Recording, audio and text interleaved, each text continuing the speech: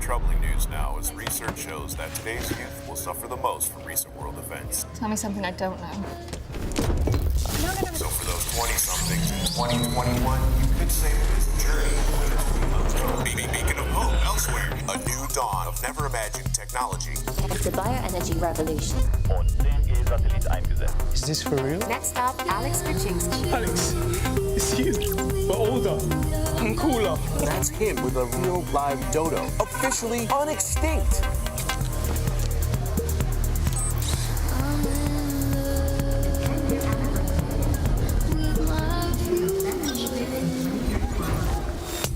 So here it is, fully funded and ready to go. We've come so far in 10 years. Truly of a golden generation of game changers. Did not see that coming.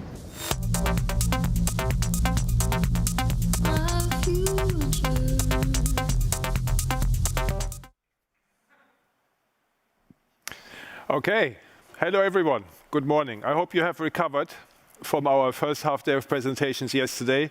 You are ready and eager to take the second installment today. To wake you up, we showed you, we gave you Billie Eilish, and I tell you from here it's going to get even better. So, can I please first refer you to our usual disclaimer? Let's move on once you've seen that. And what do we have for you today? So, as I said, it gets better. We start with Claudia Nehmert and technology, IT, and all that stuff that is hard to understand, but it really matters. When I was an analyst, I had no idea how important this is.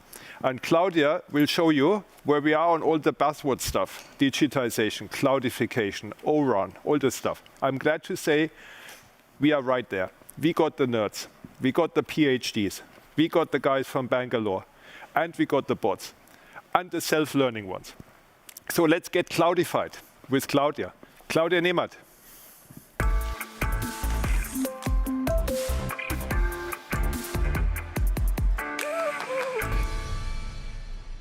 Thank you, Hannes. A wonderful good morning. It's great to digitally meet you. I hope you are all fine and healthy. For me, it is actually my 4th Capital Market Day, so special greetings to all of you who have joined us throughout the last decade. My summary: we actually delivered our CMD promises from 2018. We successfully implemented our superior production model, meaning we completed our all-IP migration with clear benefits regarding customer experience, cost savings, and resilience.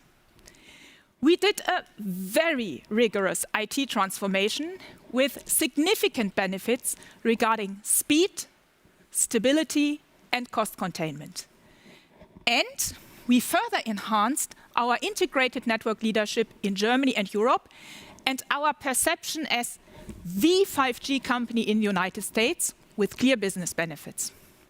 Going forward, we will evolve from a leading telco to an experience-obsessed tech player. And that means precisely 5 things. Number 1, we are moving to a high degree of network automation, hyperscaler-like regarding speed, but telco-grade regarding security and reliability, on the basis of our increasingly cloud-native infrastructures and, over time, disaggregated networks for lower cost and better experience. Number 2, in addition to the digitization of our networks, we continue to digitalize the entire value chain, sales, service, G&A, for better experience and lower cost. To achieve that, we build on the software and data capabilities of our people. Number 3, our integrated network leadership will continue to deliver clear business benefits. We are committed to 5G leadership in Germany, Europe, and the US, and to fiber in Germany and Europe. Number 4, to support our ambitious climate targets and to offset, by the way, the massive volume increase in our networks, we commit to double energy efficiency in our network production by 2024. And number 5, experience obsession As Srini said, Kunden zu Fans machen guides our consumer innovation. We focus on products and experiences that leverage our superior networks. Coming to my review. We completed our all-IP migration with clear benefits, precisely. In Germany, the IP migration was the necessary basis for broadband availability at scale. As a result, we have today 10 million households with speeds above 250 Mbps. Those are our top super vectoring lines plus fiber households. In both Germany and Europe, it was the basis for plug and play for all our customers. Today, you take the router, plug it into the wall, and it works. Here you go. It works immediately. As a result, the activation incidence in Germany went down by 40%. And the annual cost savings we achieved in 2020 mount up to 100 million euro. They are, by the way, the result mainly of our ATM platform shutdowns, leading to energy savings. To make that tangible, when we shut down the ATM platform in Germany in Q3 last year, we saved in the subsequent quarter the annual energy consumption of the city of Cologne in just 1 quarter. Last but not least, I would add that without the IP migration, we would not have mastered the COVID crisis so well. Our networks are stable and safe in spite of massive volume increases. For example, plus 300% in video conferences. The IP migration was the digitization project of the previous decade. Now you might ask, what is different at DT compared to other telcos? 2 things. Number 1, we did it. We did it. 100%, and that is not the case in UK, Spain, France, or Italy. And number 2, in Germany, we did it together with a massive simplification of our aggregation network, the so-called BNG migration, which is the basis for further automation. Second, as I said, we did a super rigorous IT transformation. What is behind that? We actually fundamentally changed the way we work. IT and business, from us to them, to joint teams with joint targets. We radically changed the way we develop software, from having only 4 so-called release containers per year, with very time-consuming linear planning, testing, developing, planning, developing, testing, and 0 flexibility, to a highly adaptive process. Today, 70% of all features and workload are delivered outside release containers, and that means we can flexibly adapt to market requirements, and 80% with agile methodologies. Overall, with that, as you can see here, we reduced our time to market from 18 months to 3.5 months. And with that, we overachieved the promise which I gave 3 years ago. The then target was 6 months, not 3.5. So for us, for IT, speed is key. Why? To reduce waste for lower cost and better experience. Now, in addition to that major speed increase, we also, as you can see here, doubled the stability of our systems, while at the same time reduced the IT spend by 200 million euro. How did we do that? We moved away from silos, for example, here development, here operations, to a modern DevOps setup, making sure that operations requirements are being dealt with from the very beginning for less operational incidents and lower cost. We moved away from hierarchies and Taylorisms to skill-based organizations with relevant investments in future-proven capabilities of our people around the world. And finally, we moved away from deeply coupled architectures to decoupling architecture with modern APIs and microservices. We consider this level of change and speed increase industry leading. From my point of view, it is how we do things that differentiates us. And for us, that is the avenue to becoming a modern tech company. The third point of the superior production model was our integrated network leadership. In Germany, we won all relevant tests. Among others, the Mobile Connect test, the 5G chip test, and the 5G Innovation Award. Our mobile and fixed network perception is 23 percentage points better than the one of the next best competitor. With a population coverage of 80% for 5G, I would say we are miles. We are just miles ahead of competition. And by the way, that is not only the result of superior spectrum position. Our super fast rollout is also the result of technology foresight. For example, we were the first operator worldwide to pilot dynamic spectrum sharing required for super fast rollout, and we were among the first operators in the world to commercialize that. In Europe, we are number one in network perception in 8 out of 10 markets. And our network in the Netherlands was even ranked the best mobile network in the world. T-Mobile's perception as the 5G company in the United States has increased by 100% since Q3 2019.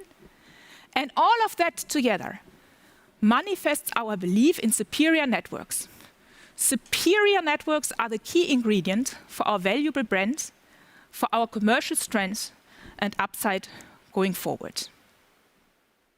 In summary, we delivered, as you can see here, with the dominance of the green color. Srini and I ranked the ramp-up of the fiber rollout in Germany with the yellow traffic light. The reason is that we have achieved the planned rollout speed only, or we will achieve the planned rollout speed only in the last quarter of that year, ramping up to the full 2 million fiber households slightly later than expected.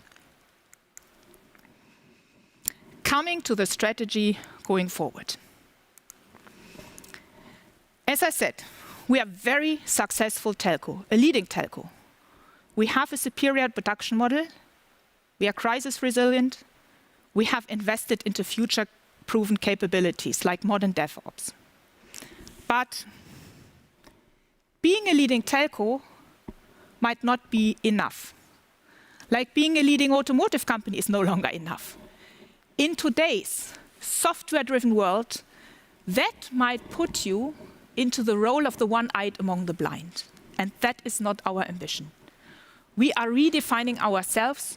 We are redefining the rules of our industry to become an experience-obsessed tech player, a tech company obsessed with the experience, Kundenzufenz, of our customers. And precisely that means 5 things. We double down our efforts on network automation, cloudification, and disaggregation. We will double down our digitization efforts along the entire value chain, leveraging what we have and the data and software capabilities of our people. Number 4, we will enhance our integrated network leadership, number 3, on the basis of fiber and 5G. We will double our efforts on energy efficient production, and we will focus on experience innovation, best connectivity experience, seamless interplay at home, and focused innovations beyond the core. And I will now go into point number 1, network automation. Historically, automation was like this. We analyzed the process, took out a few steps, and then coded the result into software. Usually, the speed gains you get amount to 20%, 50%, 100%. Our new software-driven approach for network automation has a far more significant impact on speed. It was applied first for our new voice production platform, Next Generation IMS in Germany, which is, by the way, a multi-vendor platform, open, fully automated, and running out of the cloud. So what? So what is this cloud-based automation has significant impact on speed. That's what I call hyperscaler-like, but telco-grade security-wise. Practically, the introduction of a new product feature takes 3 months compared to 18 months before. You see, I pursue similar ideas in network technology as in IT. We moved from 90 days for rolling out a software feature into the network to only 2 days. And fixing a bug takes no longer 14 days, but only 1 day. And finally, no night shifts are required. In June, 1 million fixed voice customers are live in Germany. By the way, our ambition is to have all voice and mobile customers in Germany and in Europe on just one automation framework, and at least 50% of our data customers on one cloudified platform by 2024. Automated production will contribute to achieving our cost targets. Can I have the video on NIMs, please? For Deutsche Telekom, technology is all about improving people's lives. To gain speed, we use automation. It helps to reduce errors. The benefit? Less redundant work for us and more focus on customer experience with higher cost effectiveness. With the softwarization of the network, tests for new implementations or maintenance work can be reproduced digitally, also in the cloud. A great example of cloud automation is our voice production.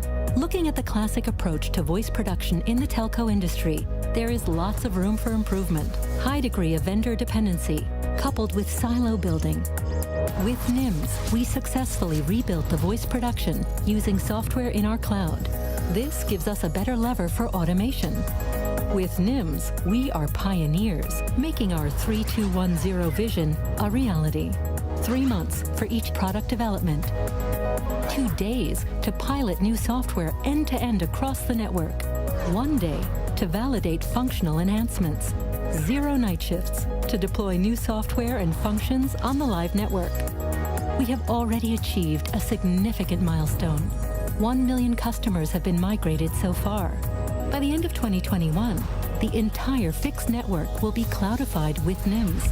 100% automation in the chain, from development to validation to production.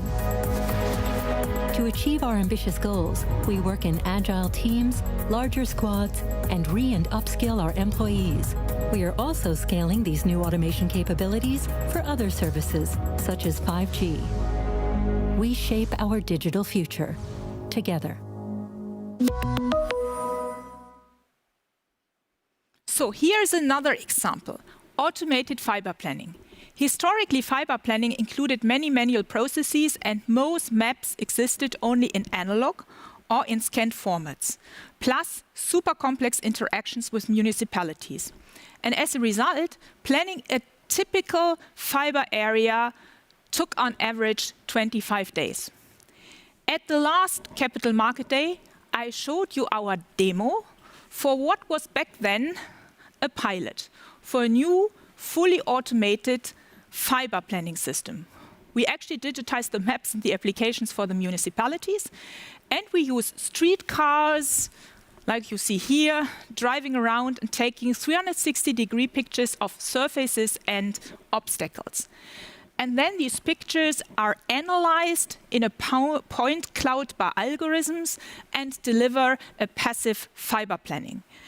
And on that basis, the planning time of the same average area got reduced from 25 to 5 days. Today, the system is deployed in 75% of all new areas. So it's up and running and ready for scaling. Needless to say that it is one out of many contributors to reducing our fiber unit cost by 25% until 2024. And for sure, it's one of the necessary conditions for doing the fiber rollout so fast. Okay, now let's go to another aspect, network disaggregation. Historically, we have acquired large systems. In the future, the systems will be smaller, and soft and hardware gets decoupled, making hardware much cheaper because we can use standard hardware. One well-known example is ORAN, Open Radio Access Networks, what you can see here. In our today's single radio access network, the radio unit on top of the antenna pole and the baseband unit down in the gray box all need to come from the same vendors. The stuff within the BBU comes from the same vendor, 2G, 3G, 4G, and 5G, and all antennas in one area. The advantage, high spectrum efficiency and high performance. The disadvantage, limited choice and higher TCO. That topic is being addressed in ORAN. Now, all these components I mentioned can come from different vendors. On top, we deploy software on a standard hardware rack. This then can look like that. That's an ORAN baseband unit. You see standard hardware racks and software deployed on that. The advantage, more choice, lower TCO. The challenge for the industry, end-to-end integration and automation. And I will now explain you back on stage how we are addressing that. So, as I said, end-to-end integration and automation. So, Deutsche Telekom was actually the first operator in Europe to set up an open test and integration lab in Berlin to test and operate exactly that, end-to-end testing and integration. The lab is, by the way, open for all suppliers and our competitors. And in addition, in the second half of this year, we intend to start ORAN Town around now Brandenburg, which will deploy ORAN technology to actually test it in our productive network. But disaggregation does not only happen in the mobile access, also in fixed. We call that 4.0, access 4.0. Based on the aggregation network simplification we did together with the IP transformation in Germany. Now that the simplification of the aggregation network was the result of the way we did the IP transformation in Germany, which is, by the way, another differentiator. And based on that, we created a fully disaggregated edge cloud, simplified fixed broadband access. As a pilot, it is live. By the way, the world's first fixed disaggregated access line. And the next step, of course, is work with the industry ecosystem to adopt those principles. In a nutshell, we are prepared. We have the capabilities in place to get it done as soon as the technology and the ecosystem matures. What I assume with regard to ORAN in the next 2 to 5 years to happen. But we are not only digitizing the network, but the entire value chain. And that chart shows 2 examples. One is our easy fiber ordering and configuring and provisioning system for our customers. With the previous legacy IT, it took 7 super cumbersome interactions for the customers to order fiber connection. Now, only 2 very intuitive and easy ones are required. That system is cloud-based for all channels. And next year, the complete fiber rollout will be processed throughout this platform, which is another contributor for the speedy fiber rollout Srini mentioned. The other example here on the chart is our award-winning bot, Frag Magenta, a digital assistant that supports our services organization through automation. By now, more than 2 million issues were solved, and its independent solution rate without human help is 37%. Srini pointed it out in his speech. Our belief is to combine human service with digitalization. AI-enabled, advanced, augmented. And our ambition is to have all service interactions augmented by AI or algorithms by 2025. And again, as I explained before, this is based on our industry-leading IT in terms of speed, flexibility, and stability.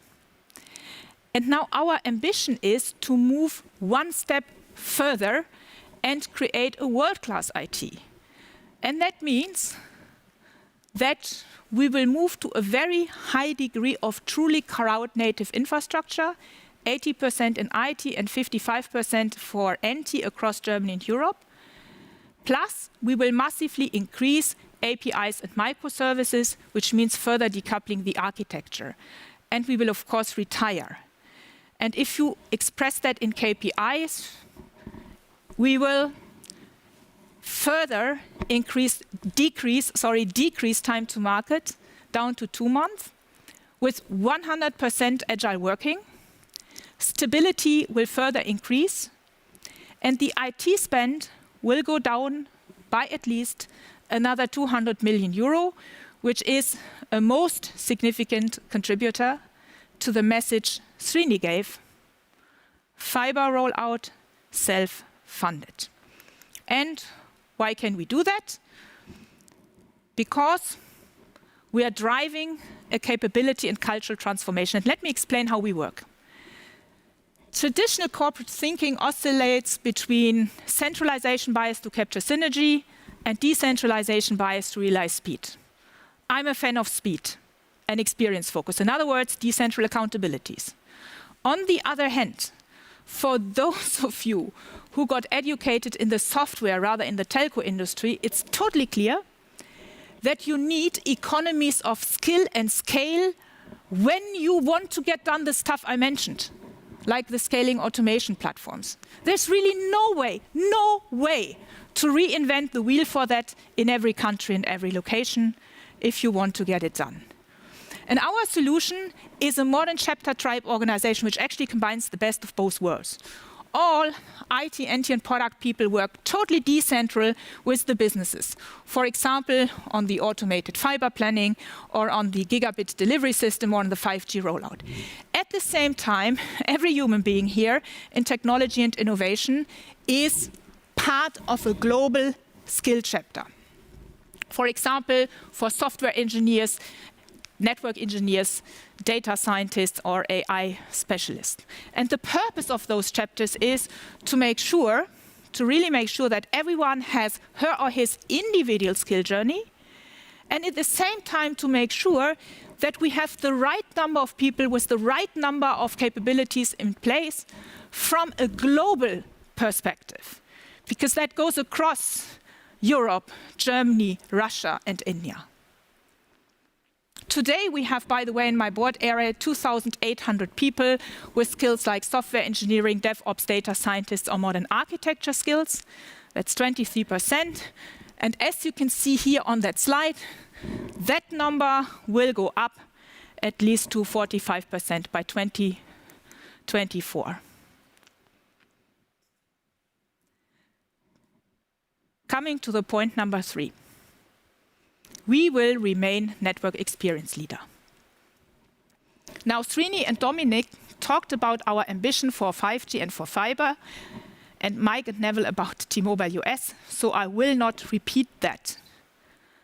I just want to say, to bridge the link to Tim's presentation, that in addition to our ambition of being the 5G and fiber-enabled technology experience and product innovation leader, we will also make sure, always, that we use our toolbox of best access technology combinations, our own as well as third parties.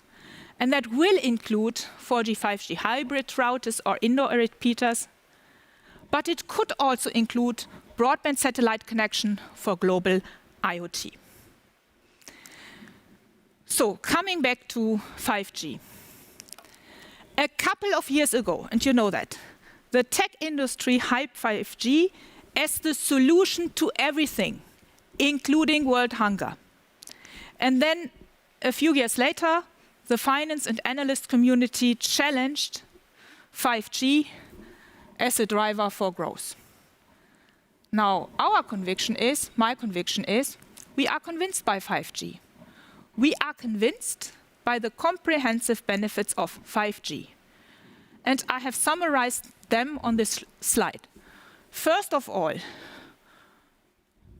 following up on what Dominic and Srini said, 5G is the basis for up and cross-selling in the consumer area.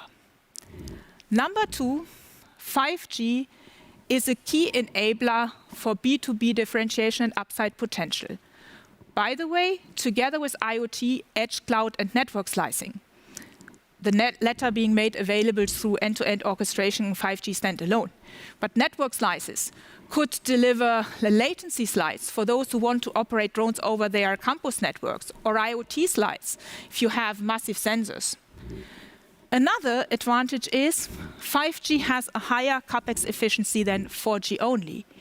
We assume that the CapEx per top speed will go down by 40% by 2024 per Mbps. Another aspect, the 3G shutdown, together with 5G, is one contributor to our energy efficiency. And last but not least, there's the topic of fixed wireless access, mainly relevant in the United States and Europe. And I would say, let's listen to our customers. Deutsche Telekom 5G campus networks, private, secure, and powerful. While the market is evolving, customer demand is growing. We continuously sign and deploy new contracts. Campus networks are a key enabler for digitization because of high availability, security, low latency, and their advantages for IoT. They are the basis for full industrial automation, for shorter production cycles and lower cost. They are the basis for all types of aerial autonomous systems, like drones or autonomous guided vehicles. One additional advantage, the managed data can stay on campus. One of our first campus networks was for Osram and started with autonomous guided vehicles. Das Campus-Netzwerk, das eröffnet uns eine neue Dimension in der Digitalisierung. Wir arbeiten an der digital vernetzten Fabrik und das gelingt uns mit dem Campusnetz. The largest campus network we signed so far is for the Hanover Fair. It emphasizes our ambition to shape Industry 4.0. Unser Messegelände wird damit zur größten privaten, urbanen und in sich geschlossenen 5G-Testarena. And the HHLA Sky Campus Network demonstrates the need for high availability. Wir bei HHLA Sky haben einen integrierten Leitstand zur Steuerung von Drohnen, Robotern und IoT-Devices entwickelt. Ein 5G-Campus-Netzwerk mit hoher Verfügbarkeit, garantierter Bandbreite und geringer Latenz ist von höchstem Interesse für HHLA Sky. Campus networks are not only relevant in the industrial sector, but also in other sectors, for example, in medical. Our pioneering cooperation with Bonn University Hospital demonstrates this distinct value. For example, to make CT or MRT pictures available anytime on any mobile device on a large medical campus in a secure way. Wir haben den dritthöchsten sogenannten Case-Mix-Index. Das bedeutet, dass sehr viele Patientinnen und Patienten, die zu uns kommen, eine interdisziplinäre Behandlung brauchen. Und das generiert dann ganz viele Informationen. Und diese großen Daten zusammenzubringen, geht mit gar keiner anderen Technologie als mit dieser 5G-Technologie. Deutsche Telekom 5G Campus Networks. We create value for our various customers. We shape our digital future together.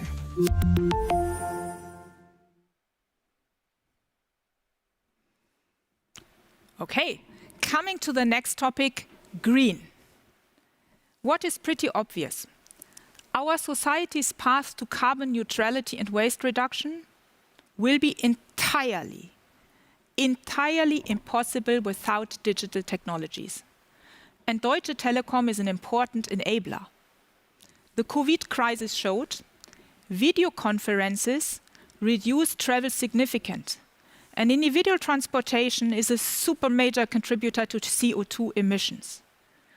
Digital technologies enable a more diligent usage of natural resources in agriculture. Digital technologies are necessary to detect and reduce waste and CO2 footprints in logistical chains, and they are the basis for smart electricity grids and for smart homes. So super. Nevertheless, as an industry, we need to look at our own emissions as well.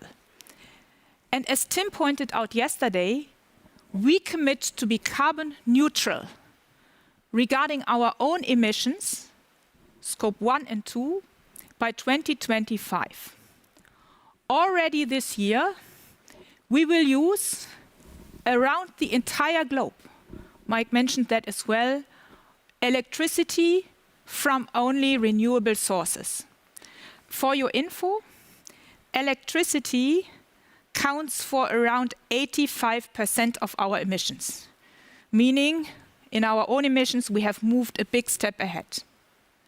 We also commit to be CO2 neutral in Scope 3, so for our supply chain, latest by 2040.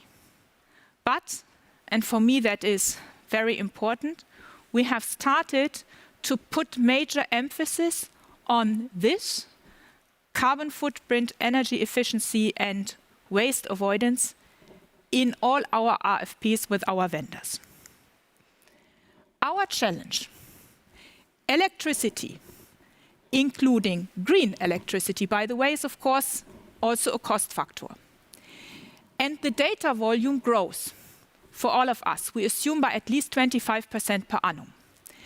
And to offset this volume increase, so to keep our energy consumption stable,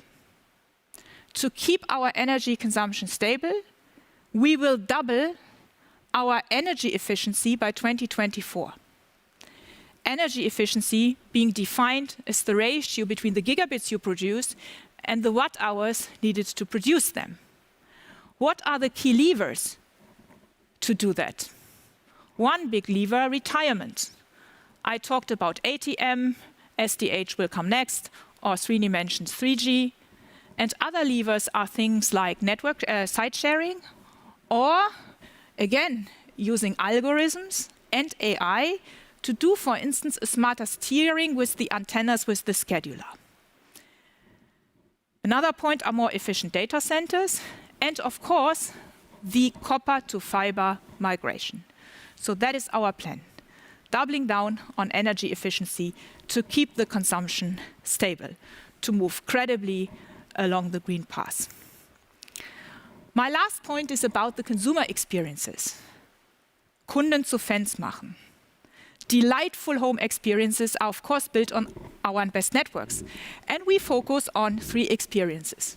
Of course, the best connectivity experience anywhere, a seamless interplay of all our products, Magenta TV, Magenta Smart Home, Magenta Gaming, the apps for the Telekom routers or Hello Magenta. And in a very focused manner, we innovate beyond the core, for example, our Magenta Gaming offering on the cloud gaming platform. For better experience, we focus on 3 enablers: voicification, again, big data and AI, and service orchestration. So that's the summary, and let me explain what is behind that on that chart. First experience, best connectivity. Our customers expect that they have a stable and fast connection anywhere in their home or in the office, like at the curb. The reality is often different, a typical problem of the telco industry. In spite of having a super fiber or super vectoring line, connection might have issues. Why? Because the customer uses the wrong router for her or his access line. He or she might have put the router at the wrong place. I visited many homes, and you wouldn't wonder very often I found it behind the fish tank or the bookshelf. Sometimes the cabling in the house is outdated, as is the access point, and also we have the phenomenon that the interferences of the neighboring Wi-Fis disturb. Obviously, there are some non-technical solutions to that challenge, which is that our sales and service people convince our customers to take the right routers in the first place. Now, other, more automated solutions require a different technology. More precisely, a new router operating logic. What does it do? Again, it decouples software and hardware. So you see that's also my pet topic here. And it does real-time analysis of the connectivity data, again, based on algorithms and SI. And then, as a result, you can support the customer with automated self-installment, a mesh Wi-Fi placement tool, or, and that's what we're currently doing in Croatia, the router chooses automatically the best channel, and it also supports predictive maintenance for our service. Today, we have in Europe 1 million customers who got this new router operating system. And our ambition is to enable 75% of the entire Deutsche Telekom router base in Germany and in Europe with that new logic, first or second generation, until 2024. Next topic, experience the seamless interplay. Our customers expect super simple and intuitive onboarding, upgrading, and operating of any new devices. My personal benchmark is the Apple experience, from one Maul aus einem Guss, really seamless. Now, to get that done, we've built a new API-first orchestration layer that acts as glue between the different services and devices. And with that, you can, for example, on your TV screen, show the QR code of your home Wi-Fi to the kids of your friends of your children, or you can get my mother called notification on the screen or on the TV screen that someone is ringing at the door. So our ambition is, by the way, it's being rolled out this year with already today 200,000 engaged customers on our smart home offering. And our ambition is to have 90% of our customer base across Germany and Europe enabled with that. And last but not least, our voicification platform. The idea is not to compete against OTTs, but the objective is to voicify all our services. And our ambition is, by 2024, to have all DT services voice-enabled. But let us have a look at the homes of our customers. The future of Deutsche Telekom's home experience will be seamless and simple. Safe, privacy-respecting, personalized, truly human-centered. Our ambition? Become the experience leader in the connected home. The foundation is laid today with the next generation of routers designed by us and a new platform allowing seamless interplay of our services. Turning on safe kids settings when no adults are in the house. Setting call notifications on the TV screen when we watch a movie. Or arrange co-watching of sports or gaming events with distant friends or family members. It's made possible by a powerful set of enabling technologies like real-time data analytics, AI, and an API-first orchestration layer for seamless interplay between the various services. All, by the way, enabled by our voicification platform. We'll collect and analyze data from various sources, protecting the privacy of our customers for the best personalized and safe experience. We can't wait to make it all happen. We shape our human-centered digital future. To sum it up, here you can see our midterm ambition level. It's a commitment to fiber rollout in Germany and Europe, a commitment to enhancing 5G leadership, a commitment to enhancing customer experience and innovation leadership. On value transformations, our commitment on cloudification, super fast time to market, share of agile 100%, IT spend reduction by at least 200 million, and, as I said, keep the energy consumption stable. Now, Hannes, before I come to you, allow me one final remark. I believe what really differentiates us is the way how we do things and why. And I want to share with you my why. I have this ambition to transform us, as I said before, into an experience-obsessed tech player, which means a tech more than a telco company. And it means being truly human-centric. Kunden zu Fans machen. Investing into digital capabilities of our people. Turn shareholders to fans and increase shareholder value. And by the way, not to forget, have trusted relationships with our technology partners. Within this fragile world of impacted global supply chains is also a real differentiator. And last but not least, for me, it means also to be responsible digitally and socially. I call that human-centered technology.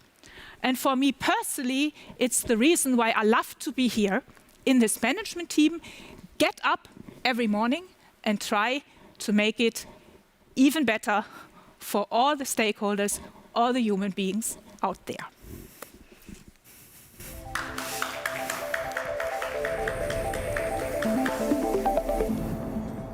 Lovely. It's a great vision, and it's not just a vision. I mean, it's becoming very tangible for our customers with the help of the great teams that we've got together. So we've got time for, I think, about 4 people, 15 minutes. Start with Usman. Usman from Bernberg. Good to see you again. Hey, thank you very much. I've just got one clarification and then 2 questions, please. The clarification I was seeking was in the final slide. You show, the percentage of cloudified production. I mean, is this showing the data, the amount of data that you're looking to put on cloud networks? And if so, I mean, are these public or private cloud that you're referring to? So that was the first question. The second question was just on the statistic that you gave in one of the other presentations on the 40% reduction in the cost per peak throughput. And I'm just wondering that seems a bit conservative, given you have 5 times more spectrum in 5G with you have 4 times more spectral efficiency with massive MIMO. So I mean, other operators have spoken more like a 90% cost per bit kind of reduction going into 5G. So your comments there would be interesting. And then my final question was just on becoming more of a software company as opposed to focusing on connectivity. Could you share with us perhaps how, what proportion of your network functions have been virtualized today, where you expect that to get to, and on software developers? Are you seeing that this is an issue when it comes to hiring, this kind of talent when there's already a lot of competition for it? Thank you. Okay, so I start with question 1. It is indeed our workload, 80% of our workload in IT internationally and 55% in the network workload. And it is a combination of public cloud and also private cloud, and especially in the IT arena, we are working intensively. We are collaborating with the hyperscalers on that one. So, second question. Okay, good. So what I said is by 2024 to produce a gigabit per second, yeah? So for top speed, it's a relative number, we will have that efficiency. And by the way, this has a number of contributors.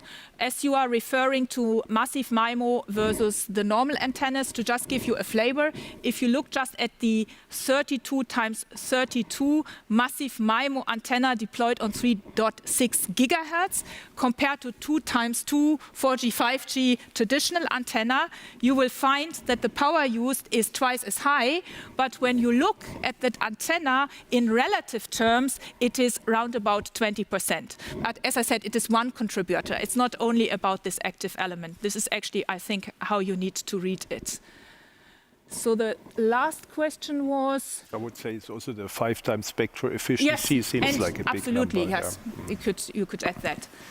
Let me see. The last question was around the cloudification. Yeah, one, the voice and data platform, which I mentioned, we intend to actually use that automation framework and the cloudified platform for all our customers until 2024. Today it's 1 million customers, but the biggest, as you know, cost item is in the access network, fixed access network, and mobile access network. And here, as I also mentioned before, technology is not yet mature. We expect it to mature in the next 2 to 5 years, and then, if you wish, so the access part of the network will be cloudified as well. Yeah, so the cloudification happens together with the disaggregation and the further automation. Yeah, you had another question on, is it difficult to get people? Yes and no. You see, I'm actually extremely proud of having a few super geeks from across the world. So obviously we are very attractive to get talent, whether it's from South Korea, from Africa, also from the United States. So I'm super proud actually of my very international team and of people who are real geeks. Having said that, I also strongly believe, when you look at the mass of people, that in addition to hiring, we need to invest for social and financial reasons also in the capability building of our both network and software engineers. So we pursue an approach where we combine that. Very good. So next question then, thank you, Usman, is from Ulrich at Jefferies. Hi, Ulrich. Yeah, thanks very much. I have 3 short questions, if I may. First one is, I'm interested in the comparison of how you see DT positioned within the industry. Where is DT ahead? Where is it behind? I suppose your choice of topics probably tells us where you think DT is ahead. So the question really is, where might you be behind, or where's the opportunity relative to your peers? The second question is on O-RAN. You mentioned that. And I suppose it's a difficult question to answer simply, but how far is O-RAN from mass deployment at DT? How many years?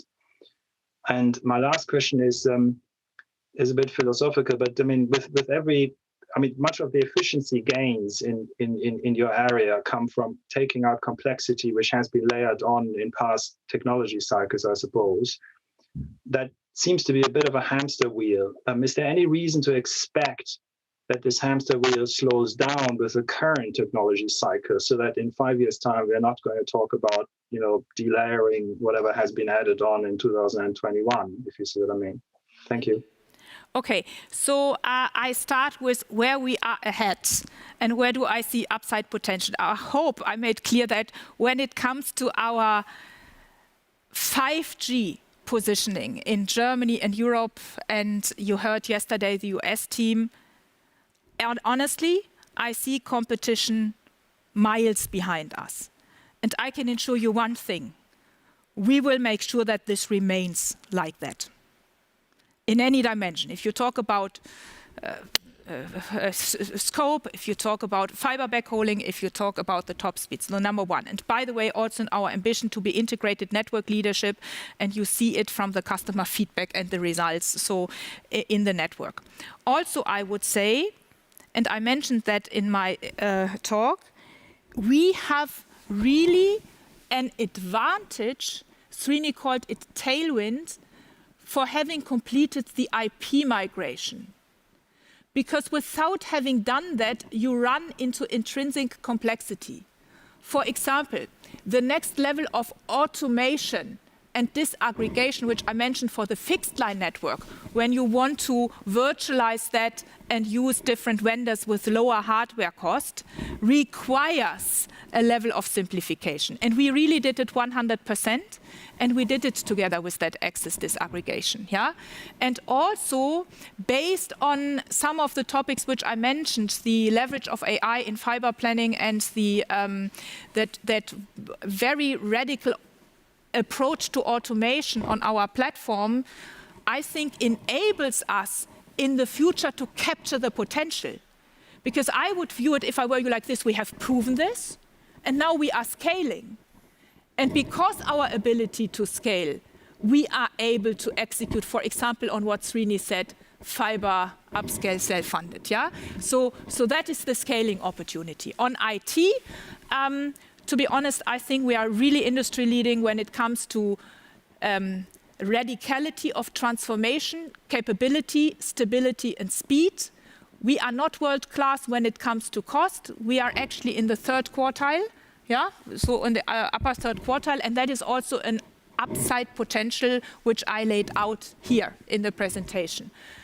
Yeah, and on the digitization front end, Srini and Dominic talked about it. I think we are also in a very good way with our bot farm, with the Magenta bot and the One app. Yeah, so I see us honestly ahead in multiple dimensions, but because we have proven it with exactly that upside potential to get it done. A totally different level of automation. Now, O-RAN. I think O-RAN, the question is when is it mature for a leading operator like us and some others? And my time estimation is in the next 2 to 5 years. But what I also want to say here, it will be a relevant component in the next request for proposal when it comes to the network modernization in Germany. So, and the last question, complexity, hamster wheel. Yeah. Yeah. Whether this is just another installment of a regular cycle or whether we are talking about something that is a structural change that will, let's say, last for, give us more stability. Honestly, I believe once you went through the decoupling and the microservices, APIs, and this high degree of cloudification, which forces you to automate, yeah, you have actually achieved a very strong level of simplification, and then you can decide, yeah, on what areas you put your additional investments. So I see it more evolutionary, but maybe more than just the historic automation projects, where you always take out the next complexity and off you go. Good. Okay, so next we have, thank you, Ulrich, and next we have James at New Street. Hi, James. Yeah, good morning. Thank you, Hannes, and good morning, Claudia, and thank you for taking the question. So I had 2 questions, please, Claudia. The first one was going back to the slide where you talked about the comprehensive benefits from 5G. And in particular, I'm really interested in the point you made around higher CapEx efficiency. Be interested to kind of just dig into that a little bit more. What are your plans within Deutsche Telekom for further densification of your macro cell grid? I mean, do you think that's actually needed at all, given some of the efficiencies that come through with 5G? I heard Srini yesterday talking a little bit about small cell build plans in Germany as well. So maybe you could kind of layer thoughts around that into the answer too, please.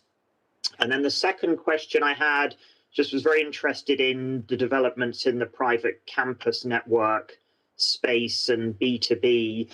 Could you talk a little bit about how you actually see the competitive environment there? How does Deutsche Telekom have an advantage there? Do you see competition in particular from non-MNO players who can maybe use shared 5G spectrum to compete in that area? Thank you. Okay. Thank you for the question. I come to the first one on the macro and small cells. So 5G per se does not require network densification. Now, the volume increase in some areas potentially yes. So we assume that 5G deployment will kick in around 2023, 2024, and it will really depend on the deployment of our macro networks. The German team, for example, assumes to have a few thousand small cells in addition to the macro cells in place by 2024. Then the next question was around the campus network. No? Mm-hmm. Campus network, private versus public. What we actually see with our customers, different horses for different courses. There's a number of customers who want to have a combination of public and private or only public. For example, what you saw in the video, this big campus network at the university hospital was actually based on a public network. And why is that? Because the customers want to also have mobility use cases which move beyond the boundaries of the campus networks. Yeah? And so therefore we see a need for public campus network solutions or combined ones. Now in Germany, as you see, we have the very specific situation that private spectrum was granted, but what we see that 60% of those who asked for that private spectrum are basically universities or research institutions or certain manufacturers. For the other 40% who applied for these frequencies, I assume a combination of Deutsche Telekom together with vendors will do it. Now your question was also how are we positioned against others? The feedback we get actually very well, in particular when you think about that combination of campus, IoT connectivity and edge cloud. I also need to say that I believe as of today, the market is still in an early stage, yeah, and will probably take up the moment the full benefits of network slicing come live. Great. Just also maybe to add on the first question, we had a lot of densification, network densification in the last few years. You know, we extended our site footprint, or will have extended by the end of this year by about 6,000 sites in Germany. A lot of that was actually densification, so we have a very strong grid right now. Next, thanks James, see you soon. Next is from Robert at Deutsche Bank. Thank you very much. Thank you. I would like to follow up on Open RAN with Claudia, if I may. Some people think that the complexity of multiple interfaces from multiple vendors within an O-RAN environment will leave you as dependent on a few specialist aggregators in the same way you are dependent on a few mobile equipment vendors today. Do you think that's a risk for Deutsche Telekom, or is it an advantage perhaps where you guys can manage the complexity yourselves, whereas smaller players may struggle? And a quick aside is, can Open RAN be as green as conventional technology, or do you think there's a trade-off there? Thanks. So, Robert, great question. So first of all, I think it's going to be very difficult for smaller telcos. I think it's an advantage for us. Having said that, I view the world not evolving to best of breed and then being dependent on just one integrator, but rather best of suite.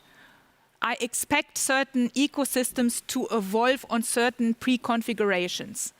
I believe also, if you want to capture the full TCO benefit, you, as a telco, you will not go into software development, so don't be scared. Yeah, we are not going to develop virtualized network functions, but you need to have certain network integration capabilities in place. And I think I showed on one of my slides we have that based on the work we did with Access 4.0 and O-RAN. So I believe actually it is an advantage, yeah. But in the end, it will not be a case where totally disconnected components get acquired, and then all the TCO gainings you have, you waste by spending all the money for an integrator. It must be. So our view is, yes, yeah. So there is, when you really get the end-to-end automation done. And honestly, from a technical perspective, I don't see any reason why not to do it. Yeah? What prevents progress from happening is, of course, the ability to capture value in the old expensive hardware systems. Yeah? So I don't see any technical reason with the end-to-end automation why O-RAN shouldn't be as green as single RAN. You're right. Today, it's not yet, and this is why I said we still need to solve some of these technical challenges. Excellent, and thank you, Robert. And the last question then is for this round is from Andrew at Goldman Sachs. Yeah, hi, thanks. Thanks very much for the presentation. I thought it was really helpful in terms of understanding new technologies and your progress. What I'm still struggling a little bit with is just how your mobile network will stack up versus your peers, by 2024. It's really hard to kind of get a real sense on specifics in terms of how you're going to look. So we've heard from O2 that they're going to get to around 35,000 towers by the mid-2020s with similar spectrum per customer to you. Vodafone, we know, is going to have around 35,000 towers, but with more spectrum per customer to you. And I'm not really sure on where the fibre backhaul differences are between you all. So the question really is, where will you end up on number of towers in your 2024 plan? Will you need more additional spectrum versus your peers? And ultimately, will you increase or see a reduction in your network superiority versus peers? So we will continue to have a superior network towards our peers. And I need to say, and I am realizing you want to also say something, in the end, it's a combination. It's a combination of the spectrum position which you have at any time. It is a question of coverage. It's a question of where you have the towers. It is also the question, not to be underestimated, on certain technological insight. And the moment you test it, you are not talking about it widespread. Yeah, because our dynamic spectrum sharing thing was really a coup, I would say, when we rolled it out. And there is a question around the 3.x massive MIMOs in the cities. Yeah, and don't underestimate, we will always observe our peers. By the way, I forget the fiber backhauling, our intensive fiber backhauling. So we will always observe our peers and then, if necessary, work on an adaptation of the parameters. I think, you could have asked the same question a few years ago, or, even longer. The spectrum, was looked, if one of our competitors even had a lot more spectrum than us. And now we have a very competitive spectrum position, best backhaul composition. We'll have more than the numbers that you have quoted because they include the white spots by that time. True. And that's a shared, that we'll have those too. And we have a build-out rate that is way higher than anyone else. We've always been the best on coverage. And, don't worry about it. Okay, yeah. So that's a great way of... You wouldn't worry at all, please. Don't worry, yeah? So whatever happens, we will be a step ahead. Good. Not worrying. Thank you. Excellent. So thank you very much. Thank you, Claudia. Thank you, Andrew. And that brings us to the close of this session. And now I'm happy to welcome Adel next. Adel is going to talk about, after Claudia has talked about how we digitize ourselves, he's going to talk about how we digitize our customers and how we enable the cloud in Germany and elsewhere. And it's been quite a journey in the last few years, some headwinds, but I think a lot of stuff got done. So let's hear what has got done and how we take this forward. Thank you. Next is Adel. Adel Al-Saleh.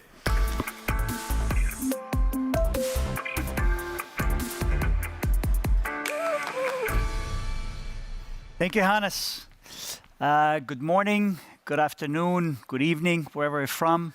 It's good to be with you. By the way, we all feel like in a Deutsche Telekom pop band, right? We're all wearing the same jackets. And I promise you, we all have our own jackets, right? So no sharing. Anyway, look, it's been exactly 3 years since I stood in front of you. It was live and talked about T-Systems. And at that point in time, when I spent time with you, I got many questions that said, look, we're not sure what T-Systems is all about. Why is it continuing to be a bleeding business within Deutsche Telekom? What are you going to do about it? How are you going to position the company? And 5 months into my role in 2018, I shared with you the journey that we're going to get into in order to clarify those questions and fix the business as we go forward. So what I'll do today is I'm going to share with you the journey and what exactly have we done. But also, more importantly, talk about what happens in the next 4 years in front of us. Well, let me go ahead and get started. So first of all, it's really important to say that the transformation that we put T-Systems on has progressed. And as a matter of fact, hopefully you realize after the presentation, what we have today is a very different company from what we had 3 years ago. Clearly, it didn't turn out exactly how we planned. So there were things that went well, there were things that were challenging and we struggled with. But at the end of the day, the biggest thing that we've accomplished is a new portfolio for T-Systems that is 100% IT services focused company. So that's point number one. Point number two, different than what DT Group experienced, we actually did see a big impact from COVID crisis in 2020. After a very good 2019, a lot of our customers were hit. 60% of T-Systems business is concentrated in automotive, industrial, manufacturing, travel and transportation. The industries that were hit the most, if you will, with the COVID crisis. Many of our customers were shut down and not even able to communicate with us and not able to continue their transformational programs or the projects that they were on. So we felt that pain. And the biggest issue we faced, of course, is the revenue development in T-Systems during 2020, but also the delay in our transformation, which we, by the way, put on track as we went forward. The third point I hopefully will come across clear is, as we went through the 3 years, we have evolved our strategy. So now being an IT-focused services player, our strategy to be the European leader, especially when it comes to cloud transformations, cloud operations, digital enabler and digital solutions with secure, sovereign capabilities that our customers are looking for. And I'm going to share that strategy with you and how we take the company going forward. The fourth point is we have a very clear roadmap how to build value going forward. We know exactly what we need to do to accelerate our EBITDA growth, and I will share that with you as well throughout the presentation. And finally, I will share the financial outlook, which we're confident in, to deliver 5% compounded annual growth rate through the planning period and get ourselves to a positive cash contribution. That are the key points, and now I want to get into the details of exactly what happened. Now, before I dive into all of the granular information, I wanted to step back for a second and share with you the journey that we've been on. And I look at it in 3 phases for T-Systems. Phase number 1, which was 2017, 2018, this is when I walked in, and a little bit before that I joined the company, it was all around stabilizing the company. You remember the troubled contract. I had a lot of questions from you when we got to May of 2018. What are you going to do about this contract? Is it more than your peers? How do you control it going forward? It was also about launching a new cultural transformation within T-Systems, to think differently, to modernize, to evolve. And we've done that through 2017 and 2018. I don't think you've read in the newspapers any of our troubled contracts since we met in 2018. We've launched a very ambitious cultural transformation where over 20,000 employees participated in that. We've enabled more like 70% of our employees. That was phase number 1. Phase number 2, and you'll recall it when I go to the next slide, was about this 4-pillar strategy, a tactical strategy that was focused on fixing the fundamentals with T-Systems. And that was 2018, 2019, 2020, and we're ending it in 2021. And we're now entered a new phase, which is where we evolved our strategy and evolving our business model to deliver a consistently performing company going forward. That is really important to visualize for us as we go now through the different areas. Now let's talk about the 2018 through 2021 phase, which was about the 4-pillar strategy. You remember, the 4 pillars were, number 1, fix the portfolio. Number 2, fix your go-to-market. Number 3, what are you going to do with your delivery? And number 4 was about your SG&A. What do you do with the overheads? Let me go through this very, very quickly. So first of all, on the portfolio, huge accomplishments here.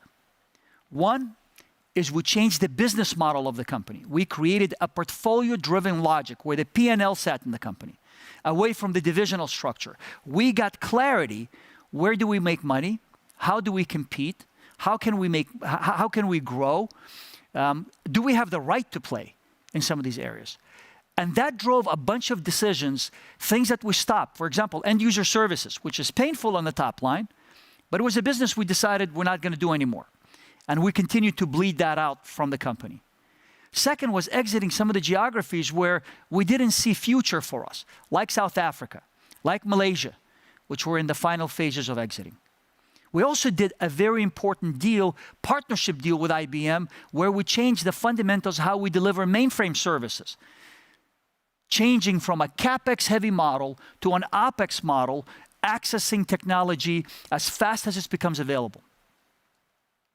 But the biggest component of our portfolio was about moving the connectivity businesses from T-Systems into Telekom Deutschland. It was very clear to me, as soon as I started digging down into the organization, that the value chain of delivering TC services business was hugely fragmented in B2B between T-Systems, TDG, Global Wholesale, etc. And we decided as a team that it didn't make any sense. We're going to put it together with Srini, so he has the end-to-end value chain to deliver the service. And he talked about that yesterday. That was the big change in our portfolio as we went forward. The second area was about the integrated go-to-market. We were very fragmented in how we covered the market. We created an integrated sales force. We digitized that sales force through deployment of Salesforce.com as a technology. It's now a data-driven management of our sales capabilities. And very important, we rebranded ourselves, we repositioned ourselves. I don't know how many of you've seen the Missing T campaign, which by the way, won the Effie Award, which is a very prestigious award in branding and positioning. And we started talking about the connectivity, security, cloud, digital as our key portfolio elements. The third area was about our delivery. We were very heavy dependent on high-cost locations. And we set ourselves to make sure we change that.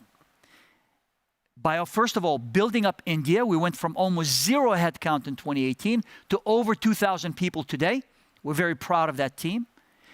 We shifted a lot of our high-cost locations from a delivery into lower-cost locations. We declared that we have a 4-country delivery strategy. Germany, of course, as a foundation, but also Slovakia, Hungary, India, and Russia, where we have a lot of software development. And we started building scale in these areas. And that drove a lot of synergies across the company. And the last pillar, of course, was about taking cost out of SG&A.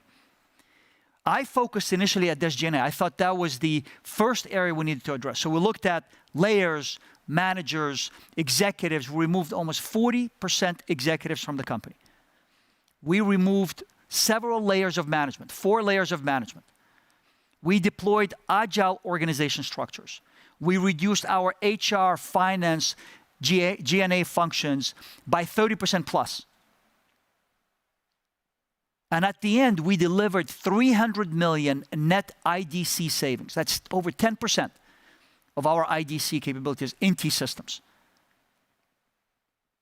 We deployed agile structure across the organization, so we work differently. And there's more to come in this area, but that was what drove our EBITDA expansion in 2019 of 17%.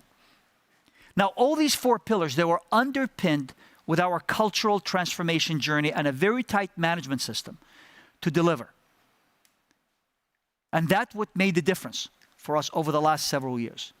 Now, that is just a quick summary. And I already talked about the 300 million net savings, and it was driven really by 4 key areas. Number 1, our sales organization. As we integrated it, we saw a lot of duplication and ability to take some of the cost out.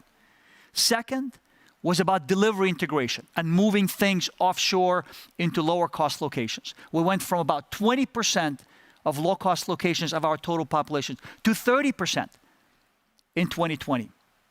Third was overhead reduction, we talked about it. And the last one was, of course, overhead reductions. And I want to highlight that not only did we take headcount out of Germany, about 1,600 net reduction, which is about 11%. We also took headcount, almost 2,000 people net, from our other high-cost locations and moved that work, a portion of that work, into the lower-cost locations. That's what drove our IDC savings through the period.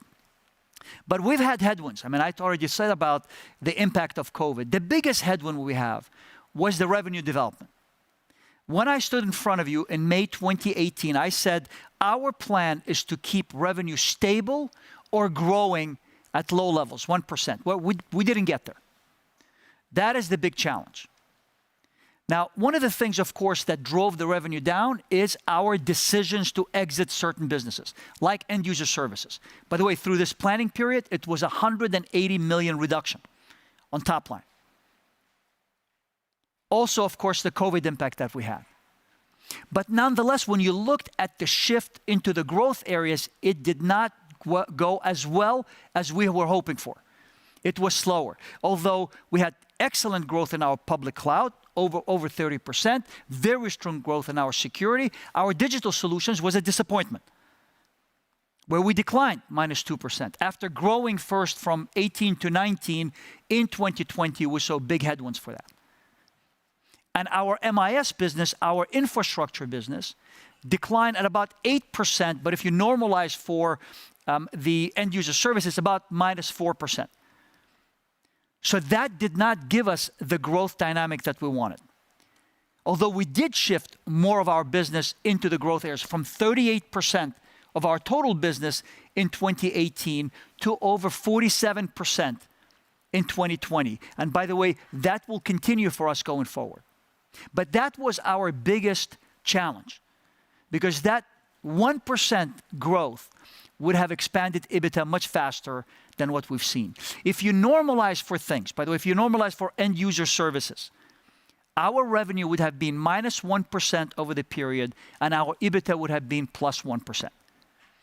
So, challenging period, especially in 2020.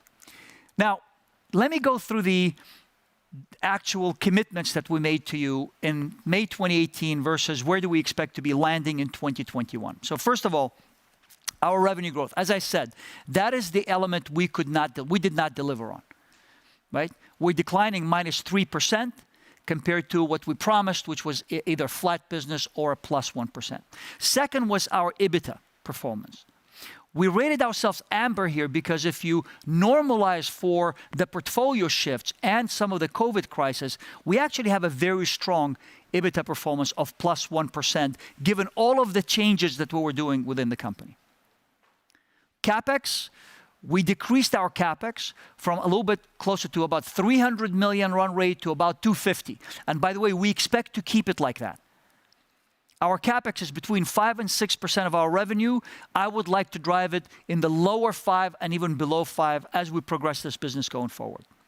Our special factors, we dropped it slightly from the run rates that we had, but we kept it pretty much stable throughout the period. So we did not escalate. After a big bump in 2019, we brought it down to exact levels that we were, which are about 160, 170 million. Cash contribution, I committed to you in May of 2018 that we will get the business to a cash contribution break-even by 2020. Well, in old T-Systems, when we still had the TC services, we achieved that. I would say we achieved that by hook and crook and different ways than what we envisioned, but we got there. The new T-Systems needs another couple of years to achieve cash break-even after we moved profitable business of TC into the TDG business. And of course, our indirect cost was better than what I promised you. We talked about 100 million of net savings in May of 2018. We delivered 300 million, plus more to come in the future. Our EBITDA margin, we expanded by 2 points, and our trim continued to be one of the best in the industry. We consistently score in the top quartile of our competitors with high 80s trim performance. So all in all, challenging 3 years, lots of things happened. A very different company we have today versus what we had in the past. We're proud of where we are, but we still have a lot of challenges in front of us to address. So we are not done with where we want the T-Systems to be. So what is the strategy going forward? So first of all, it's important to just step back and realize that we now have an IT services company focused on Europe and select countries around the world that is number 1 in Germany, that is number 2 in DACH.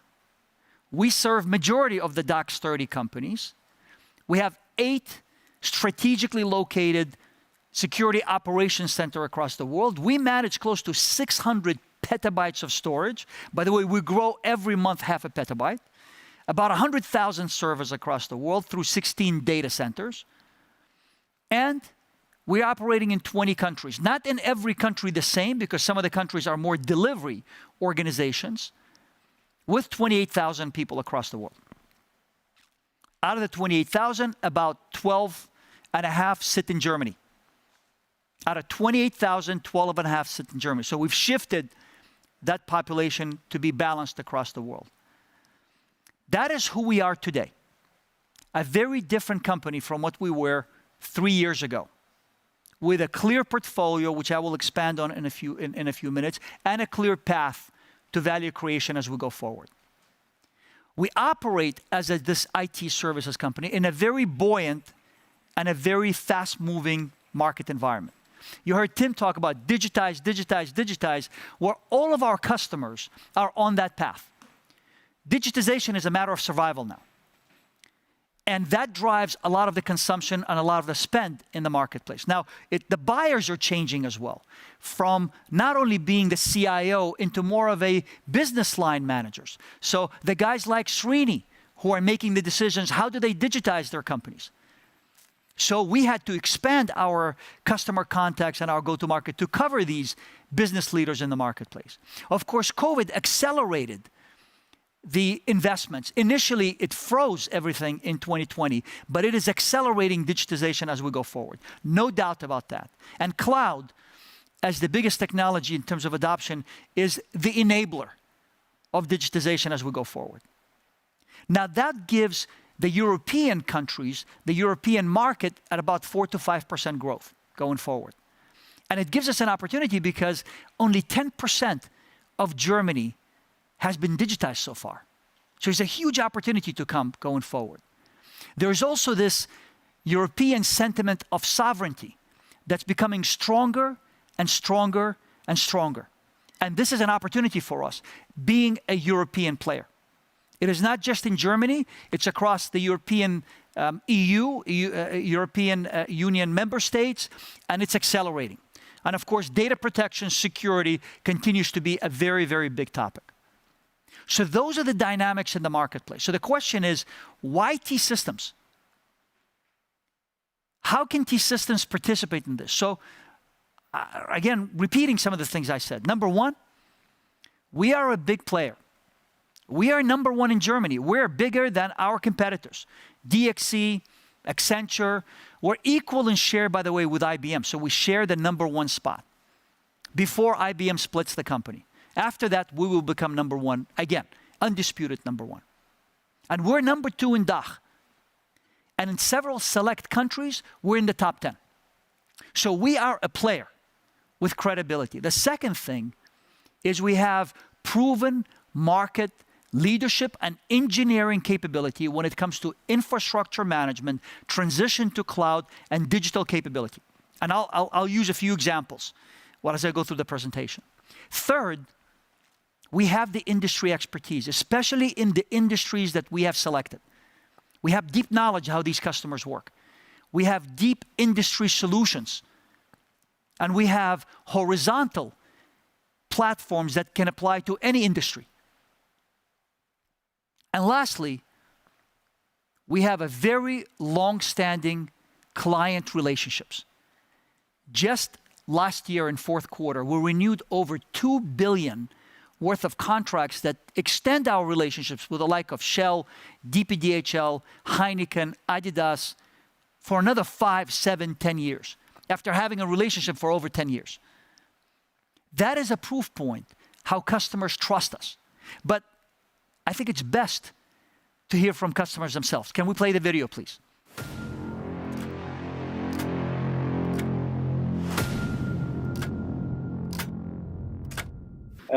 Adele, your team, you know very well how we work as an industry, but also as a company. So that expertise is much appreciated.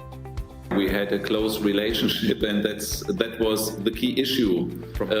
When we were looking at the Corona app, now it's one of the most accepted apps in the world. really understand what are the pain points of Heineken. Secondly, help us to drive innovative thinking and bring experience from other industry, from other customers. Hey, Heineken, maybe this is relevant for you. And last but not least, I think if we really want to accelerate the future, we need to find plans to, I call co-invest, to invest together in that future in longer term arrangements, longer term partnerships like you and I, you and we have between our two companies, and make sure that we both build that future. I will never forget this. I think this was a Sunday call with the two ministers and Tim Höttges and Christian Klein from SAP. And you know, this willingness not only to jump in, but also to get the things moved forward, to speed it up together. And I really enjoyed it, and I still enjoy it. It's not, I mean, there were, I think, let me put it in a different word. I think it's really an example how infrastructure projects, how cooperation between the regulator and so the public side and the corporate side really can work in a wonderful way.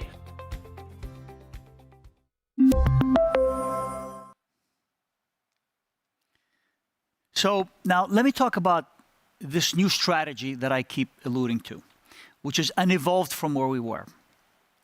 There are 5 pillars to this new strategy. Number 1, you'll hear me say this over and over again, focus, focus, focus, focus. Just like Tim says, digitize. We are about focus right now. And the focus for us is to be the number 1 player in Germany and focused on DACH and other select countries around the world. So we are not spreading ourselves thin by covering every country in the continents. We are focusing where we want to play, with the biggest focus in Germany and DACH as a region. That's number 1. Number 2, we want to be the leader and maintain our leaderships in 3 to 5 industries with deep industry solutions and a portfolio of horizontal solutions that apply to any industry.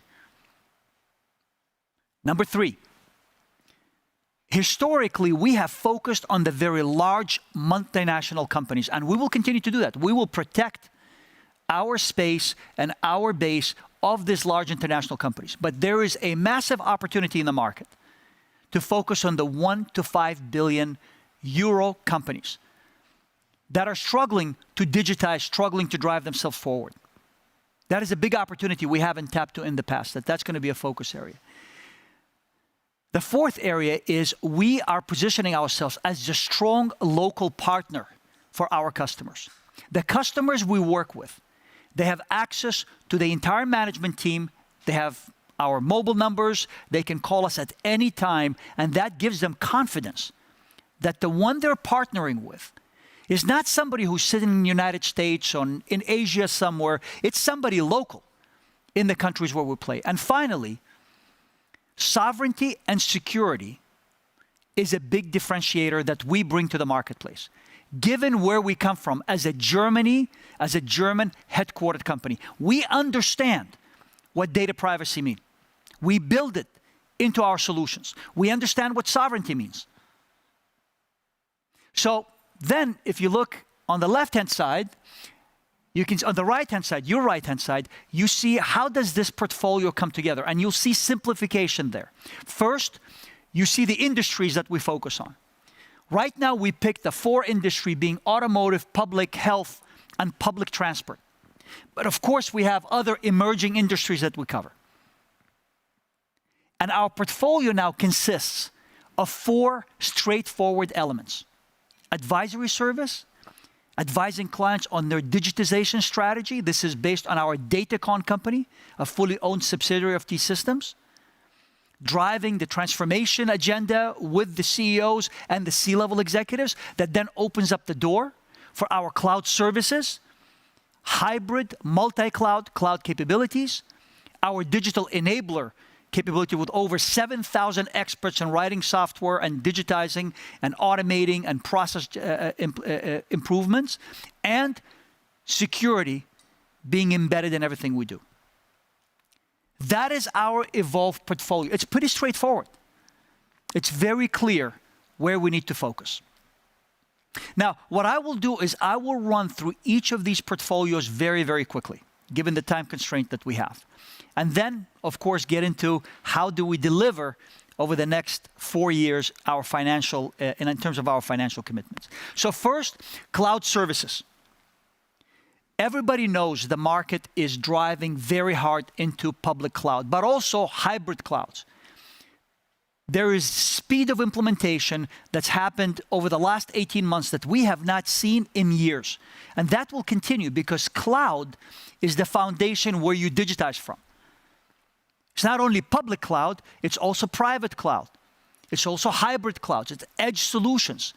And what we have created here is a platform that gives the clients the flexibility and the different platforms that they need in order to digitize. So we have partnership with public cloud companies. You've heard our partnership with AWS, with Microsoft, with Google, that are substantial in nature for us. We have our own platforms that we deliver, OTC being one of our public cloud solutions as well, and our private cloud solutions. We have our Edge Air that's been deployed in many campuses across the world, driving some mission-critical, real-time compute and store environments in order to drive data ingestion and AI capabilities to improve the results for our clients. On top of these platforms, we provide migration services to help clients move, including, of course, after that, cloud application services. This is a big business for us. And there, we have a period of time for the next 3 years where we're bleeding away some of the legacy, like end user services, where we still have about 150 million to shut down. We didn't shut everything down. We're bleeding off the contracts that we have. But also some of the legacy classical IT businesses that we have, which makes it difficult for us to grow. On the other hand, our public cloud, our private cloud businesses are growing at faster than market rates, as we've demonstrated already over the last 3 years. If you think about our digital enabler, we talked about digitization. We talked that this is a priority for majority of the companies. Here, we focused ourselves with 7,000 plus experts across the world to start with industry solutions and services, things like the connected back end of the car. For the Daimler customers here, Mercedes Me, that is an application that T-Systems has developed with Daimler that's deployed across millions and millions of cars. As an example, our police solutions, our hospital solutions, those are industry-specific solutions that drive digitization. They're fueled by innovation in some of the core technologies, like AI, like 5G. The 5G campus question that Claudia got, it's not just putting the network in, it's how do you then deploy applications that use that network? Blockchain as some of the innovative areas that we drive. Third area is building platforms that we can repeat and scale, so we don't have to invent it every time. For example, big data platforms.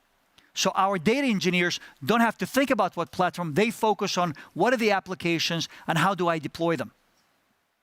And finally, it's all about transforming our customers in the cloud landscapes. That is another big area for us as we go forward. Then, if you look about embedded security, just last 2 weeks, we've heard about the news of a pipeline company in the United States being held hostage with some of the hackers. That is not unique. Some of it makes it to the press, some of it doesn't. But every company, as they digitize, as they go into the cloud, they need security. And here we have a survey on the left-hand side from the City CIO survey in 2020 that continues to say that IT security is going to be the biggest area where CIOs are going to be spending over the next several years. And we have a platform that actually takes you throughout the value chain of security, identifying, protecting, detecting, responding, and recovering. We have some of the world's most sophisticated SOCs deployed in strategic areas. We deal, get ready, with 80 million attacks per day on our honeypot infrastructure that we deployed across the world. So we can learn the vectors. We know where they're coming. And our value proposition was having security in the network and IT is very unique in the marketplace. We can see the traffic coming through our networks. And we can apply it to the IT environments, which is very unique. Now, I'm going to skip advisory, given the timing, and I'm going to go ahead and reinforce what I said earlier. We have a clear strategy and path to continue to build value. One of them, of course, is to deliver additional cost savings. And what we're committing to you is, over the next planning period, we'll deliver another 200 million of IDC reductions. The next wave of IDC reduction is a little bit different than the past. We're now focusing deeper in our delivery, automation, process improvements, toolings. We select ServiceNow as our digitization workflow management system across the entire company. There's still some left in G&A and sales and our real estate. We reduced our real estate, by the way, in the beginning of this year by 50%. We are not going back to work the way we did. We're going into a very different a new way of working, where we have collaboration areas, development areas in big buildings where people come in and work together, and we tell them, if you don't have things to do with your teams, you can work from wherever you want. So we're committing 200 million worth of savings over the next planning period. And of course, all this kind of comes together to give us the new strategy. Our vision is to be the most reliable IT service provider with best technology and industry expertise. And our mission is to help our clients on their digital journeys. We are the European IT service leader in the markets where we choose to play. And we take our customers, we partner with them on a journey into modern, secure, resilient digital environments with 3 differentiators: data sovereignty, innovation in an open ecosystem, and secure operational excellence. And our enablers are learning, continuous improvement. It's our people, #people make it happen, and sustainability and diversity that Claudia already covered. We're all part of that plan that Claudia was talking about earlier. That is our strategy as we go forward. Then what does it deliver then? This is our commitment for the next 4 years. 1, revenue. We are focusing to deliver slight growth. We have that balance point we're reaching between our legacy and our new businesses, our growth businesses, where it's going to pass the 50% threshold, which should deliver us growth going forward. Second, EBITDA growth of 5%. Third, our margin, EBITDA, will expand another 2 points in this planning period. And 200 million in indirect costs, as I described. Cash CapEx, we will keep stable. There is no plan to go back again to where we were after we reduced it from about 300 to about mid-200s, and delivering cash contribution positive in the planning period. This is for the new T-Systems. The old T-Systems, we did it. We demonstrated we could do it. This is now for the new T-Systems. So, Hannes, that's our plan. And I think I'm ready for Q&A now. Great plan. Please join me for the Q&A over here. Thank you, Adel.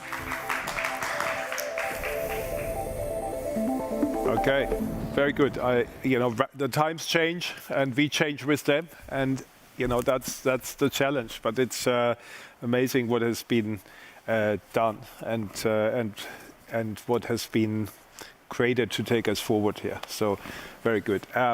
I have the first question here from Steve at Redburn. Steve. Yeah, thanks very much for the presentation. I think we all probably thought 3 years ago you had one of the toughest jobs in DT. I think you probably still have one of the toughest jobs in DT, and it seems like you're doing pretty well in a tough market.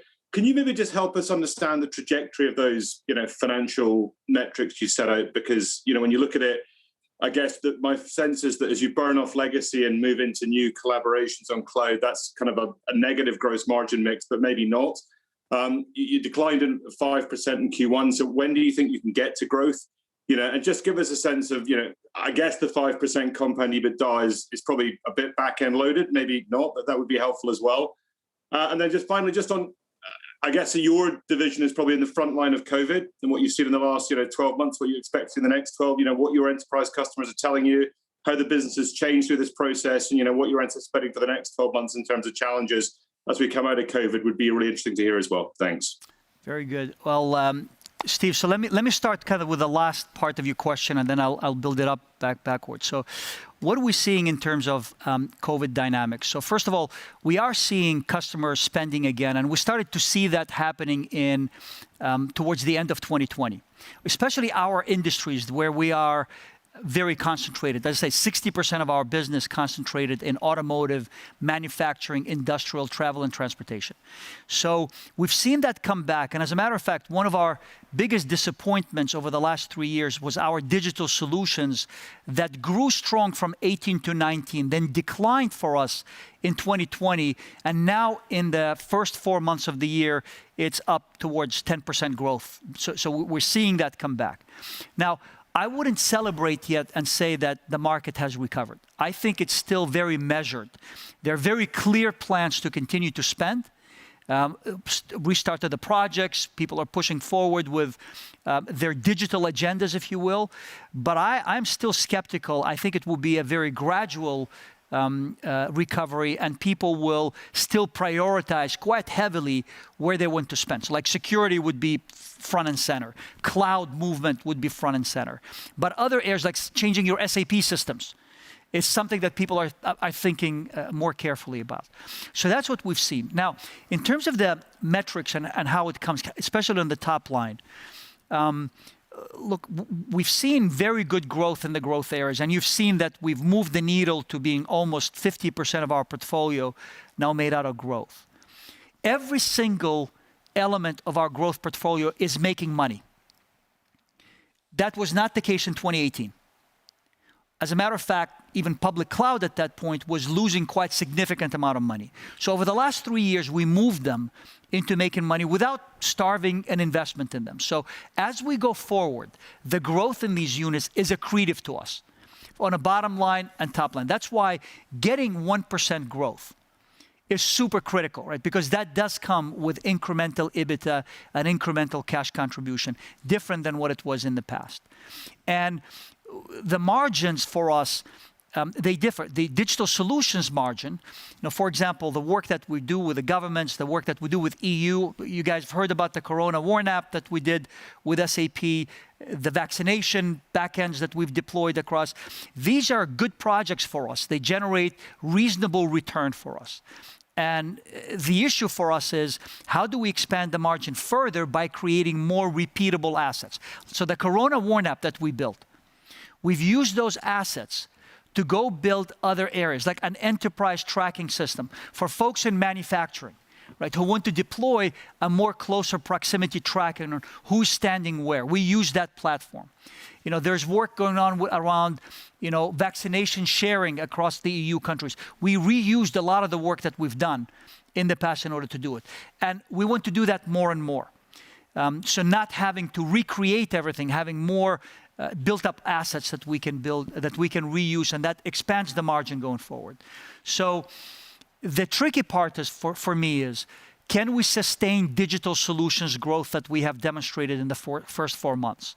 If we can, growth is a real achievable number. If we can't, if the market changes and we're not fast enough in shifting more and more towards these innovative platforms, then we will struggle to show the growth going forward. But I'm optimistic in terms of the financials and how they come across with those growth profile. Yeah, and you've given EBITDA guidance, and we said this year will be stable, and then that implies that 22, 23, 24 will be better than stable. It's not back-end loaded, Steve, so it's not all sitting in 2024, but it is, we plan for gradual recovery as we go forward. Okay, well, thank you, Steve. And next is Polo. Hi, Polo, again. Yeah, hi. Hi, Adele. Hope you're keeping well. Thanks very much for the presentation. Just had a few different questions. The first one is really just about your peer group. You made the point that you had a leading position in DAC, but who do you see as your main competitors? And are there any listed companies that you think resemble T-Systems? Second question is really just a clarification on client concentration. You said that you're focused on multinationals, but can you maybe just give us some sense in terms of what percentage of revenues your top 10 clients account for? And then my third question is really just a bigger picture question in terms of what do you see as the benefits of T-Systems being part of DT Group? Okay, Polo, good to see you, by the way. Hope you're doing well. I miss our workouts in London, but hope everything is all right. So, Polo, first of all, it's a very good question on the peers, right? So we have repositioning the company to not be compared to the likes of DXC, IBM, Accenture, the very large global players that have a different scale and go very much after this very large horizontal kind of place, right? We've focused ourselves on more of the European leaders. We include Atos in that, of course, because they're very present in Europe, Capgemini, of course, but companies like Sopra, like Reply, right? Like Indra, right? Those are companies, and since we're big in Spain, we do look at Indra as a key competitor. So that is who we compare ourselves to. And by the way, when we look at the performance of these companies, the median performance in 2020 was about 1% revenue growth and minus 9% EBITDA growth, that unit that I just described, with a few other European companies. So we did actually better than competition on EBITDA side, because our reported numbers were about minus 2%, but like for like, if you normalize for all of the movements we had, it was flat year on year in EBITDA, but revenue-wise, we were lower because we were minus 1%, normalized with some of the areas. But those are the competitors that we look at going forward. And we just chase less of these big global deals and focus ourselves more on this local opportunity that we have, which are still very large companies. Like I said, DAX 30, we serve most of the DAX 30. We serve a big portion of the Fortune 500, but we serve them from a local perspective when they're buying local things. To answer your question on concentration, we haven't published these numbers everywhere, but I'll tell you this, our top 30 customers make up a big portion of our business, more than 50% of our business. And this is where I see the opportunity, Polo, right? Because out of those top 30, a very small, about 20% of them are the 1 billion to 5 billion revenue euro companies. And if you look at Germany alone, or you look at DACH, the number of this 1 billion to 5 billion companies is much larger from a total market opportunity than the real big multinationals. So we are focusing ourselves with a different go-to-market and an approach to really get traction in that customer segment. And we have some examples already that we've done, right, in several of these customers.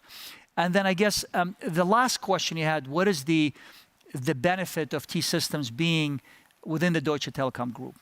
Well, look, it's the following. First, when you think about our entire portfolio of DT, including T-Systems, we are the only company in the world that can offer our customers a true end-to-end capability that covers connectivity, cloud, digital, and security.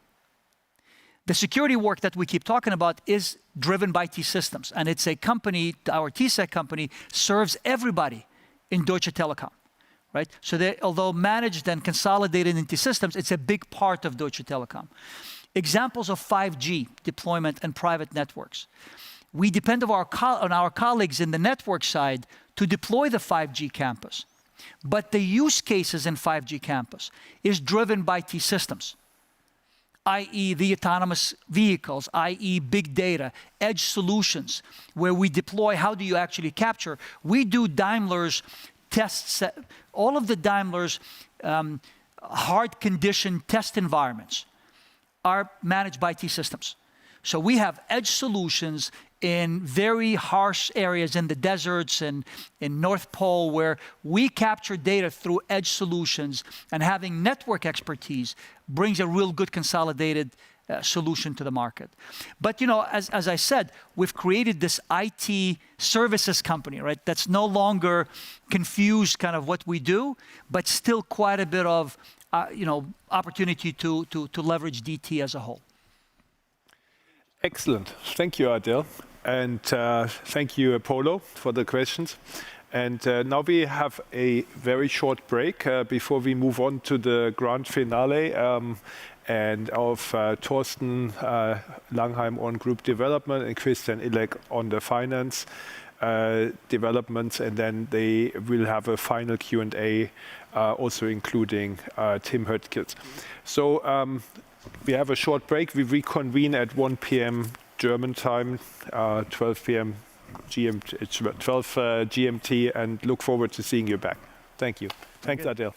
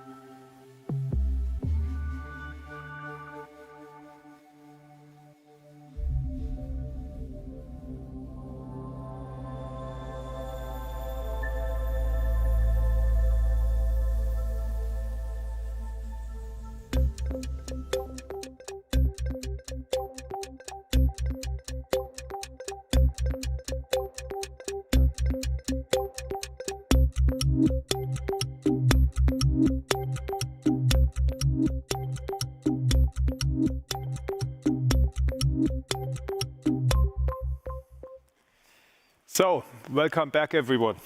Now it's the turn of Thorsten Langheim. He leads our group development department. As I think most of you know, Thorsten is our living legend. He will talk about how we have created value from the portfolio in recent years and not just in the United States. And it's equally amazing how Thorsten and team have turned around the Dutch business. This is stuff for the textbooks. Let's hear Thorsten talk about how we will create even more value from our portfolio. So Thorsten, the stage is yours. Thorsten.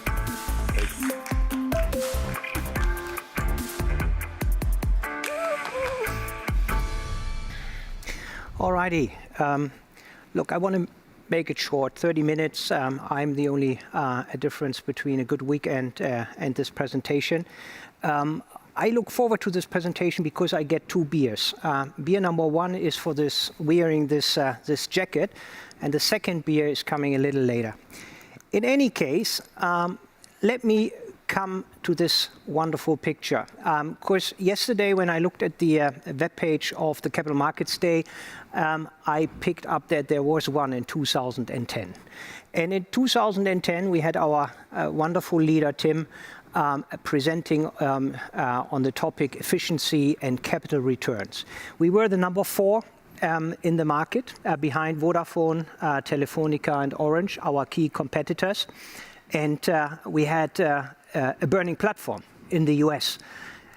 Now, today, if you look at it, we all look different. We wear fancy jackets, and we are the number 1 in the European marketplace. And if you see this, we are almost the size of Orange, Telefonica, and Vodafone.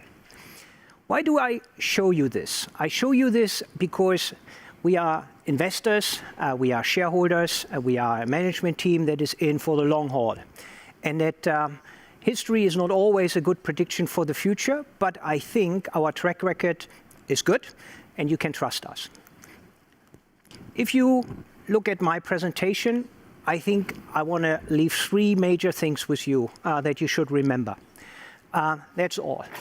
I think number 1, we have built the best telco portfolio in the sector. And this gives you Earnings per share growth, free cash flow growth, and strategic optionality. We have no burning platform like in 2010. We will continue with what we have done over the last 10 years, active portfolio management and exploiting strategic optionality. In the US, we want to retain control. In Europe, we will review strategic options for our towers and T-Mobile Holland. And I will explain to you in a minute why. Number 3, we don't have a share price or chief share price officer. We have 8. This management team has aligned interest with our shareholders. We won't shock you, and we want to build out our lead. You can trust us. This is my personal business card. It's kind of interesting to look at capital markets days and then see presentations. Everything can be interpreted as you have won, you have delivered your numbers. I'm just a simple number guy. And I'm just looking at the numbers and want to be judged on this. We at Group Development are responsible for 2 things. And I think this, to a certain extent, is unique in the industry. Of course, number 1, we are responsible for the portfolio, for active portfolio management. I'm certainly not the most popular person in the group because we have trade-off discussions. We have to allocate capital, and not on a first comes, first served basis, but on a risk-adjusted return basis. Second one, sometimes we run activities, like in the past, Scout or Strato, or over the last 3 years, towers and fixing T-Mobile Holland, or building up DT Capital Partners from scratch. We are the department for, call it value creation. And these are my most important metrics. Of course, you will find further operational KPIs in the booklet, but I'm just focusing on this. 44 billion since our last capital markets day in 2018 on the US for DT shareholders alone, and the sum of the parts based on your best estimates of the value of T-Mobile Holland and GD Towers, creating 10 billion of value. How we've done that, you've seen on the right-hand side. We have done in-market consolidation because we believe in that. We have also bolstered up assets for FMC capabilities, like in Austria by acquiring UPC, or just recently in Holland by teaming up with KKR and DT Capital Partners for building out fiber. The result of our work, I think, is impressive. I still want to be humble because at the moment of your great success, you sometimes overestimate the future. And this is the moment where you should be most vigilant. However, having said that, we have a fantastic portfolio standing on 2 major legs. T-Mo US on the left-hand side is our racehorse. 50% free cash flow growth, 18 billion of free cash flow in 2026. I think a very smart analyst has recognized mid-May that this level of free cash flow is almost representing the whole free cash flow of the European sector.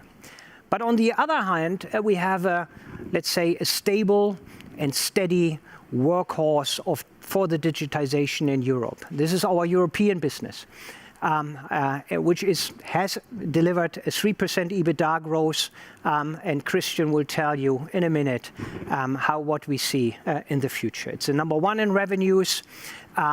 So now, dwelling on this, let me move on and give you a bit more detail on the 3 assets that we are kind of overlooking: T-Mobile US, Holland, and our towers. So this is a 10-year story. You cannot create value overnight, and it's not coming to you as a present. It was a long and sometimes difficult journey. For us, it's always important to get the right asset, but also at the right price, not just a deal that looks great at announcement day.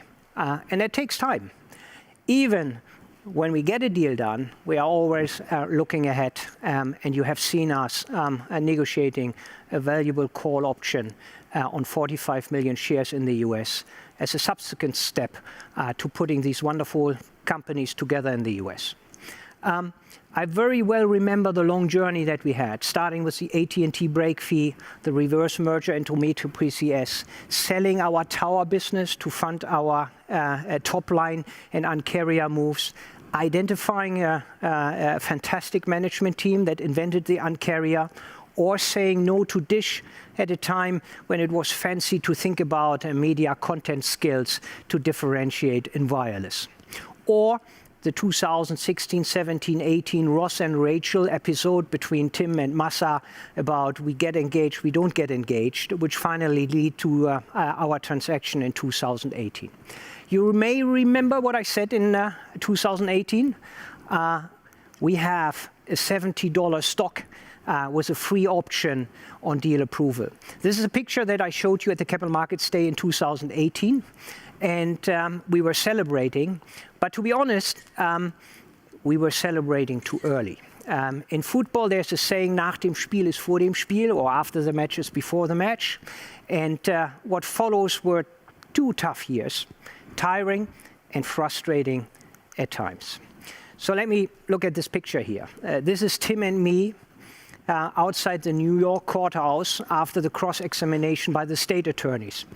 It's fair to say that we looked a little bit like Waldorf and Stettler, frustrating and completely tired. To be honest, in 2018, we had no idea. We needed 2 years with a lot of ups and downs to get to a deal approval. Of course, the heavy lifting has been done by the T-Mobile US management team, by John, Mike, Braxton, and Dave Miller. But remedies are a tricky thing. They need to be balanced, not killing the merger, but the merger benefits, but addressing the competitive concerns to get to deal approval. So far, so good. I honestly believe that Judge Marrero took the right decision, not only from my selfish position of shareholder value, but also from the consumer perspective. If you look at the recent C-band auction, and Verizon spending $45 billion on it, how on earth should we or Sprint have been able to compete as standalone companies? Moreover, last week's refocusing and shedding of some media assets by AT&T tells you a story about how competitive our merger is. So, since closing, another 12 months have passed. So what has happened since then? And I'm just focusing on the stuff that we as a shareholder were focusing on, not on what Mike clearly claims as strong operational performance and improvements over the last 12 months. Number one, we conducted a successful management transition from certainly one of the best management team, if not in the US alone, with John and Braxton leaving the firm, succeeded by Mike and Peter Oswaldik. We renegotiated, as you know, the exchange ratio, and we negotiated a valuable call option that we currently enjoy because it's at $101 while the stock is shortly below 140. We have been conservative enough on synergies. We've learned our lessons out of Metro PCS, and we'd like to outperform expectations. You've seen that we have increased synergy estimates and that we have put T-Mobile US in a position where even on a balance sheet basis, they can compete with the big guys. The target price has been increased over the last 12 months from $102 to $106, which gives us great hopes that everything is going to improve in the future even further. And looking at the share price, 3 years ago, I showed you that our stake value has improved from 9 billion to 32 billion. Now we are at 76 billion. Let me stress this a little and take a little bit of a pause. This is 67 billion value creation since 2013. That's a lot of value that has been created. For us, it's 44 billion over the last 3 years. I'm not smart enough to judge, but has this been the most value-creating transaction in telco land? I'm asking, as Tim is always asking for, bring me awards.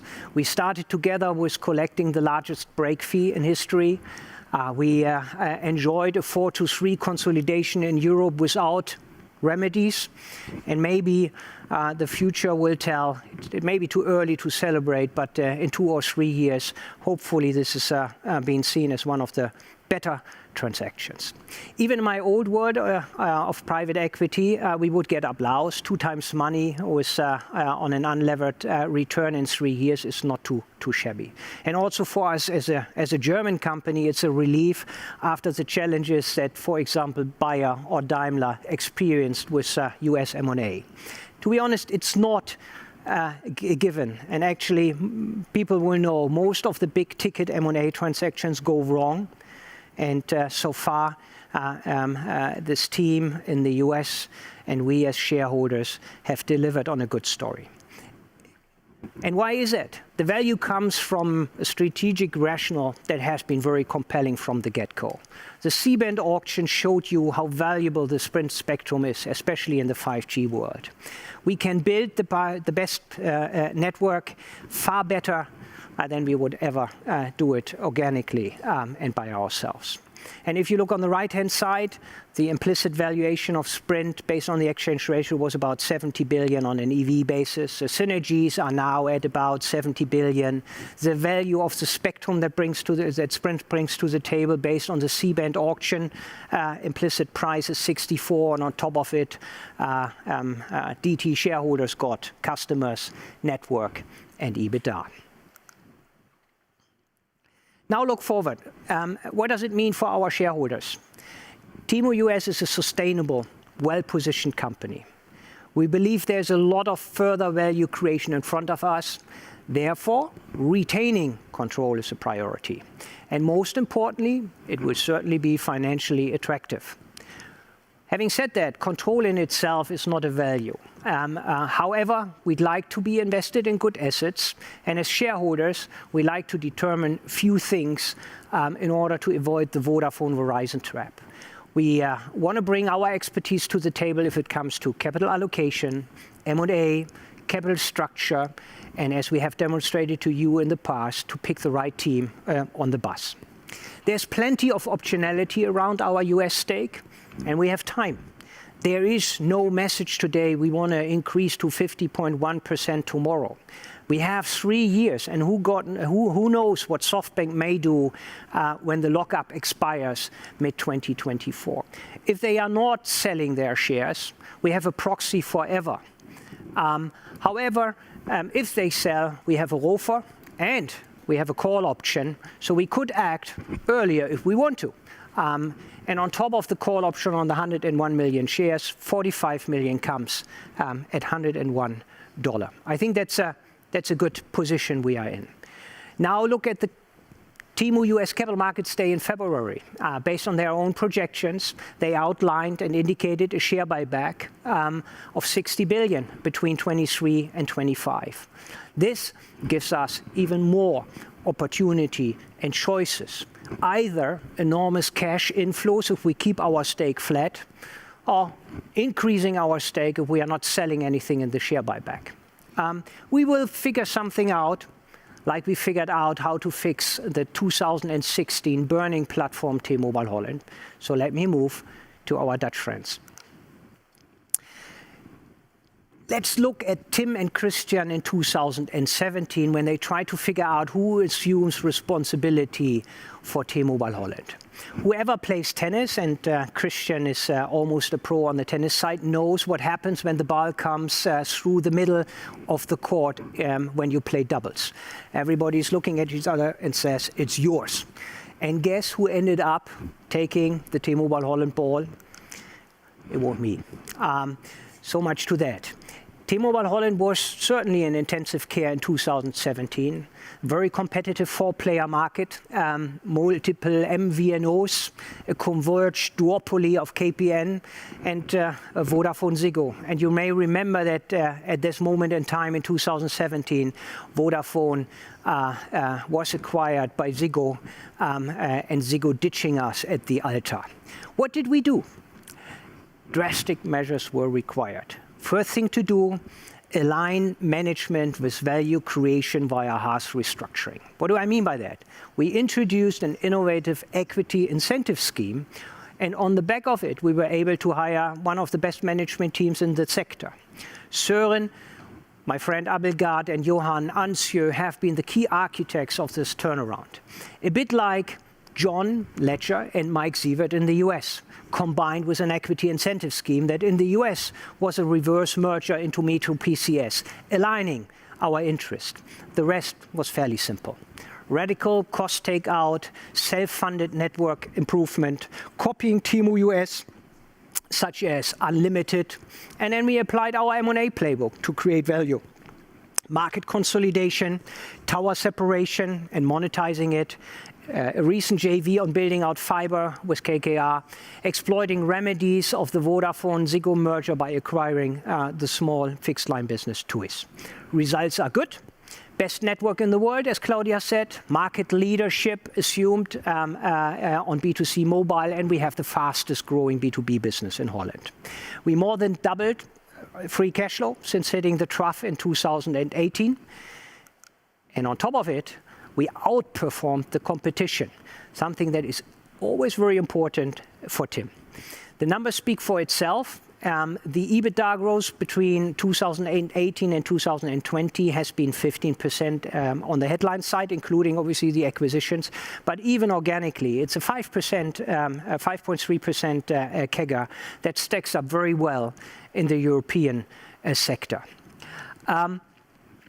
Johan would look at this, Johan Ansjö, the former CEO of Yoigo and Orange Switzerland, would look at this and say, oh, Torsten, that looks like Real Madrid. And I say, not true. It's Bayern Munich winning the 9th championship in a row. And here's my second beer. Johan promised me a beer for making a joke about Bayern. The problem, I don't know joke about Bayern, but I know one about Real, and I just want to share this with you for a second. A guy throws a coin on the pitch at Sant Bernabeu. What is it? People are asking themselves, is it a missile on a player or is it a takeover bid given the high debts of Real Madrid? I don't know. In any case, I have my second beer. So look at the value creation. In 2018, we had a bid on the table by a private equity firm, roughly at about 2 billion. If I look to your best guesstimates, and we obviously monetized our towers, we are now at about 6 billion. The company is extremely well positioned. It has a fantastic team. It's not only the CEO, it's 2,000 big fans that are working for T-Mobile Holland in that market. We have a path to FMC via the fiber JV. We will over-deliver on the synergies on Tele2, but also on the Simple acquisition that we recently done. And we will, as we said, initiate a strategic review of that asset. Let me say one thing. I don't like the word monetize. What we want to do is crystallize, not monetize. This company deserves more than being monetized. It deserves to find a good partner for its next journey. The second asset that we have in group development is towers. I called it our sleeping beauty in 2018. And we spent a lot of time on it. We learned a lot. We did deals. We partnered with the smartest cookies in the European sector, with the likes of Cellnex. And we certainly have done a fairly good job on improving the towers also on an operational level. How do we think about towers? Towers is a super attractive asset class. DFMG in specific is a gold standard. We have 9,000 poor ground-based towers. This is 2 times Vantage and 4 times American Towers. We currently build 1,500 new sites per annum. And we have significant co-location upside as TDG is a single tenant on 1/3 of our towers only. More carve-outs to come. We are obviously working on Czech and Slovakia. And our operational performance has been fairly good. People may not recognize that, but we have, not Cellnex, delivered the largest build-to-suit program in Europe over the last 3 years. We have built 5,000 towers. We have third parties with 25% revenue share on our towers. This is industry leading. And why are we there? Because we focus on this since 2017. We haven't hired Bruno Jakob Feuerborn because he was a CTIO of Deutsche Telekom for his technical skills. But everybody who knows Bruno knows that he's certainly one of the best CMOs that we have in the telco sector. And like in Holland, our cost focus has led us to achieve 60% EBITDA margins.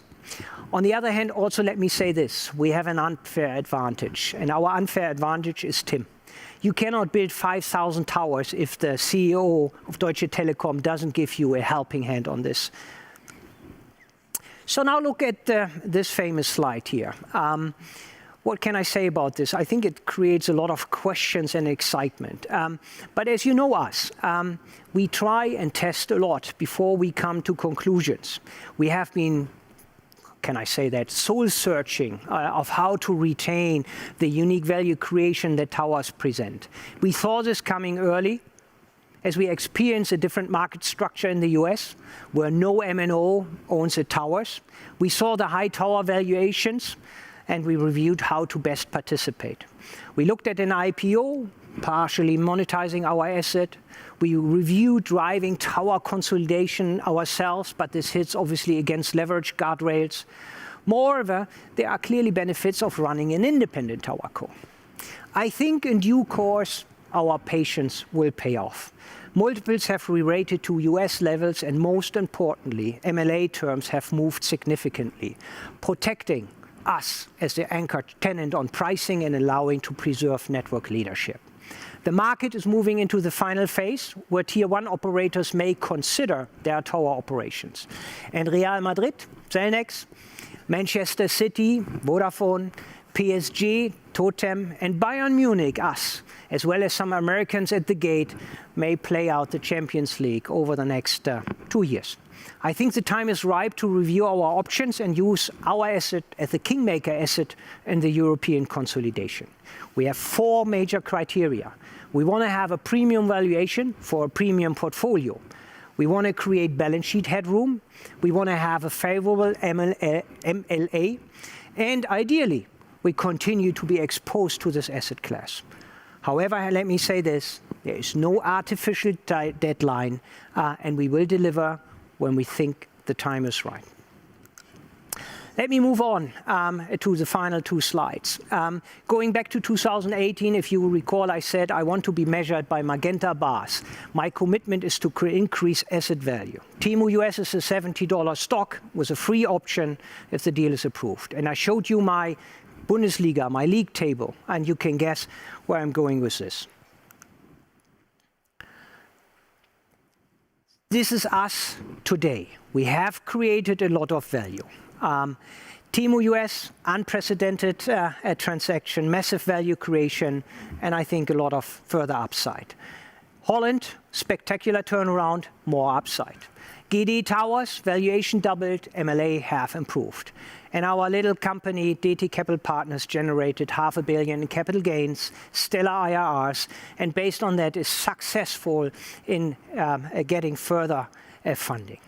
But we did not get everything right, and we learned from our failures. At BT, as I said at the last Capital Markets Day, we got our timing wrong. We thought hard about selling it, but like you, we saw some value. So we remain patient as holders, and as you can see in the UK, the stars are aligning for a much better performance of our investment in the UK marketplace. That's my final slide. And here's my pitch to you. My pitch is DT is a 20 euro plus stock. I know it's difficult to trust me on this. In 2006, a long time ago, I was preparing a meeting between my former employer Blackstone and the German Finance Ministry, which was called the Road to Euro 20. Today, 15 years later, we are at Euro 17. So, however, let me try at least to pitch my case. On EPS growth alone, we will get there, but it may take some time.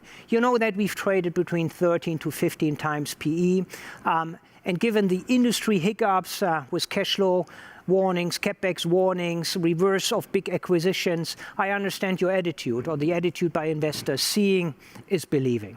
So how can we bridge the time gap? As some of you have picked up, our sum of the parts does not stack up. The value of our stake in T-Mobile US and the value that analysts subscribe to DFMG and T-Mobile Holland leaves Germany and Europe valued almost for free. We don't need a hedge fund to tell us this. This is another reason to review our ownership in those assets, as seeing is believing. Let me summarize my presentation. Please remember what I said up front. There are 3 reasons why we are different. Number 1, we have an attractive portfolio. It's well balanced and it delivers industry-leading EPS growth. We have, based on our strong portfolio, strategic optionality, and we want to exploit this to bridge the time gap for share price appreciation. And finally, you can trust us as a team. We have aligned interest. We do care about share price and shareholder remuneration. So I even made it now in 30 minutes in my time. I wore the jacket, I got 2 beers, and now I'm looking forward to the usual literature on a Friday afternoon, which is the Patelco summary of events in the telco industry, which we sometimes need because we are in this industry together, and it needs sometimes a little bit of a funny moment, given that it's a tricky one. It's unpredictable at times, and a hard one for investors. Thank you very much. Have a great weekend. Thank you, Thorsten. Thank you, Thorsten, and to also wrap up in time for Patelco, so that's good. Now, you're right. Seeing is believing, but you have shown us a lot, right? So I think it's a good time to start believing. And the next guy who is going to show us a lot is Christian, our CFO, who holds it all together. And he will show us how this translates into numbers. And, you better believe it. Christian.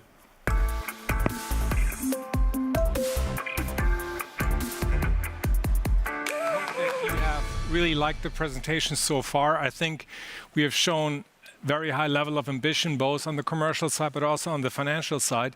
But now it's time to basically roll it up to consolidated financial figures.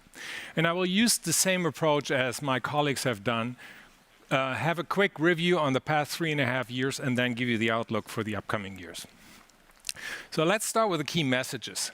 Message number 1, I think we will prove that we have promised what we committed to at the Capital Markets Day in 2018. And Thorsten used that phrase. Even on the critical metrics, whether it's being CapEx or whether it's being cost reduction, you can trust us. We deliver what we promised. Second point is, if we're looking forward, we see a lot of growth. We're seeing top line growth. We're seeing big service revenue growth, but when it comes to bottom line growth, that's even higher. And I will get to this when it comes to EPS or free cash flow growth. And it will happen across all segments. So we're not only relying on one segment, it's basically broadly adopted by all segments going forward. Third topic on cost. Look, we're in an industry where efficiency is at the center of our activities. And therefore, we announced another 1.2 billion cost reduction program for the European operations. And I think the US team has shown yesterday how they basically increased their efficiency by faster and accelerated synergy utilization. Fourth topic on leverage. Look, after the introduction of IFRS 16, we changed the corridor to 2.25 to 2.75. We stay in that. We will have a return back into the comfort zone by end of 2024, and that delay, and I will get to this later on, is purely explained by the shareholder remuneration program, which has been announced by the US, but also our clear ambition to achieve the majority in the US with 15.1%. On dividend and on shareholders, look, we are committed to stay a reliable dividend player. Our dividend policy will remain being determined by adjusted EPS. We keep the floor, which we introduced in 2019 at 16 cents, but we're moving away from EPS growth into a payout corridor of 40 to 60%. Given the financial plans, I think dividends will be progressive in the upcoming years. And finally, on the sixth point is, we are reliable to debt holders. We have a very strong liquidity position, and we are committed to have unrestricted access to credit markets. So let's start and reviewing the past 3.5 years. And let me start with EBITDA guidance, IDC guidance, and cash CapEx guidance. And what you can see on the chart is we promised an adjusted EBITDA growth of 2 to 4%, and the prediction until the end of the year is basically saying 4.4 on adjusted EBITDA. If you just focus on core EBITDA, it's even higher at 6.4. So we bet that target. On the business ex-US, meaning on our operations in Europe, we basically guided at 2 to 3%. We will end up having a 3%. The 3% EBITDA growth is very much driven by the IDC reduction in the past 3 years. Going forward, we expect a more balanced contribution coming from net margin and cost reduction. Second point is on IDC reductions. You may recall, as we reviewed at the Capital Markets Day in 2018, how we were at cost reductions. We missed on that point. So we renewed our commitment to another 1.5 billion net cost reduction in indirect cost, and we're happy to say that we will beat that target by about 200 million to 1.7. And on cash capex, that was also a highly debated figure. We said peak is going to be in 2018, and from there onwards, we have a stable development going forward. And actually, I have to report back that holds true. So let me move to the IDC development and how it all breaks down. I said we're beating our target of 1.5 billion by about 200 million. And where does that come from? So first of all, 1 billion of the cost reduction is coming from the German operations, meaning GHS and Germany. Another 400 million is coming from Europe. Dominique said yesterday we achieved already 320, and they will continue to reduce costs in Europe by another almost 100 million throughout the year. And 300 million was delivered by T-Systems. If you take a look on how you can assess this, whether this is recurring costs or not recurring cost, I would like to basically draw your attention to that picture here on the FTE reduction in Germany, and that excludes T-Systems. We will reduce the headcount by 17,000 people over the course of 2017 to 2021. And that reduction happens almost without any noise. It's a well-established rhythm which our people, our colleagues from HR are doing with the social partner. And if you multiply these 17,000 people with average salary of 70K, that gets you to a 1.2 billion gross savings only coming from personnel in Germany. Second point, where you see that cost is really going out of the system, is real estate. We expect that we're going to reduce real estate costs by about 300 million over the course of the time from 17 to 21. That's coming from less space requirements. It's also coming from a renewal of our service provider contract, which we did with another company. Let's move over to free cash flow and EPS. So at the Capital Markets Day in 2018, we said we wanted to deliver greater 8 billion on free cash flow by end of 2021. We assume that the adjusted EPS is around 1.2 euros a stock. And in case the merger is going to be approved, that was right after the signing, if you may recall this, obviously there will be dilutive effects on both sides on free cash flow as well as on EPS over the course of 3 years. So what are we going to achieve? We're going to achieve actually something which is at the upper level of the merger scenario. So we expect greater 8 billion free cash flow at the end of the year, and we adopted our guidance last week, so 3.6 is coming from the European operations, another 4.5 is coming from T-Mobile US. That compares to a 5.5 free cash flow in 2017. Same holds true for the EPS. Look, or let me dwell on the free cash flow for a second. Look, what we predicted on the European business was actually 4 billion. So we are falling a bit short on the free cash flow coming out of the European operations. But this can be explained by non-operational effects. So BT suspended the dividend, which accounts for 200 million. Obviously, since the merger has closed, we don't get kind of a margin from refinancing some of the T-Mobile US loans. And IFRS 16 also costed us 200 million of EBIT of free cash flow in that equation. So adjusted EPS, you see we're developing from 90 cents to greater 1.1 euros.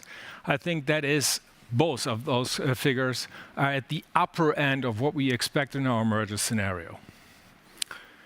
So what we also did when it comes to dividend and total shareholder return, in 2018 at the Capital Markets Day, we changed the dividend policy. You may recall, historically, we were coming from from free cash flow growth.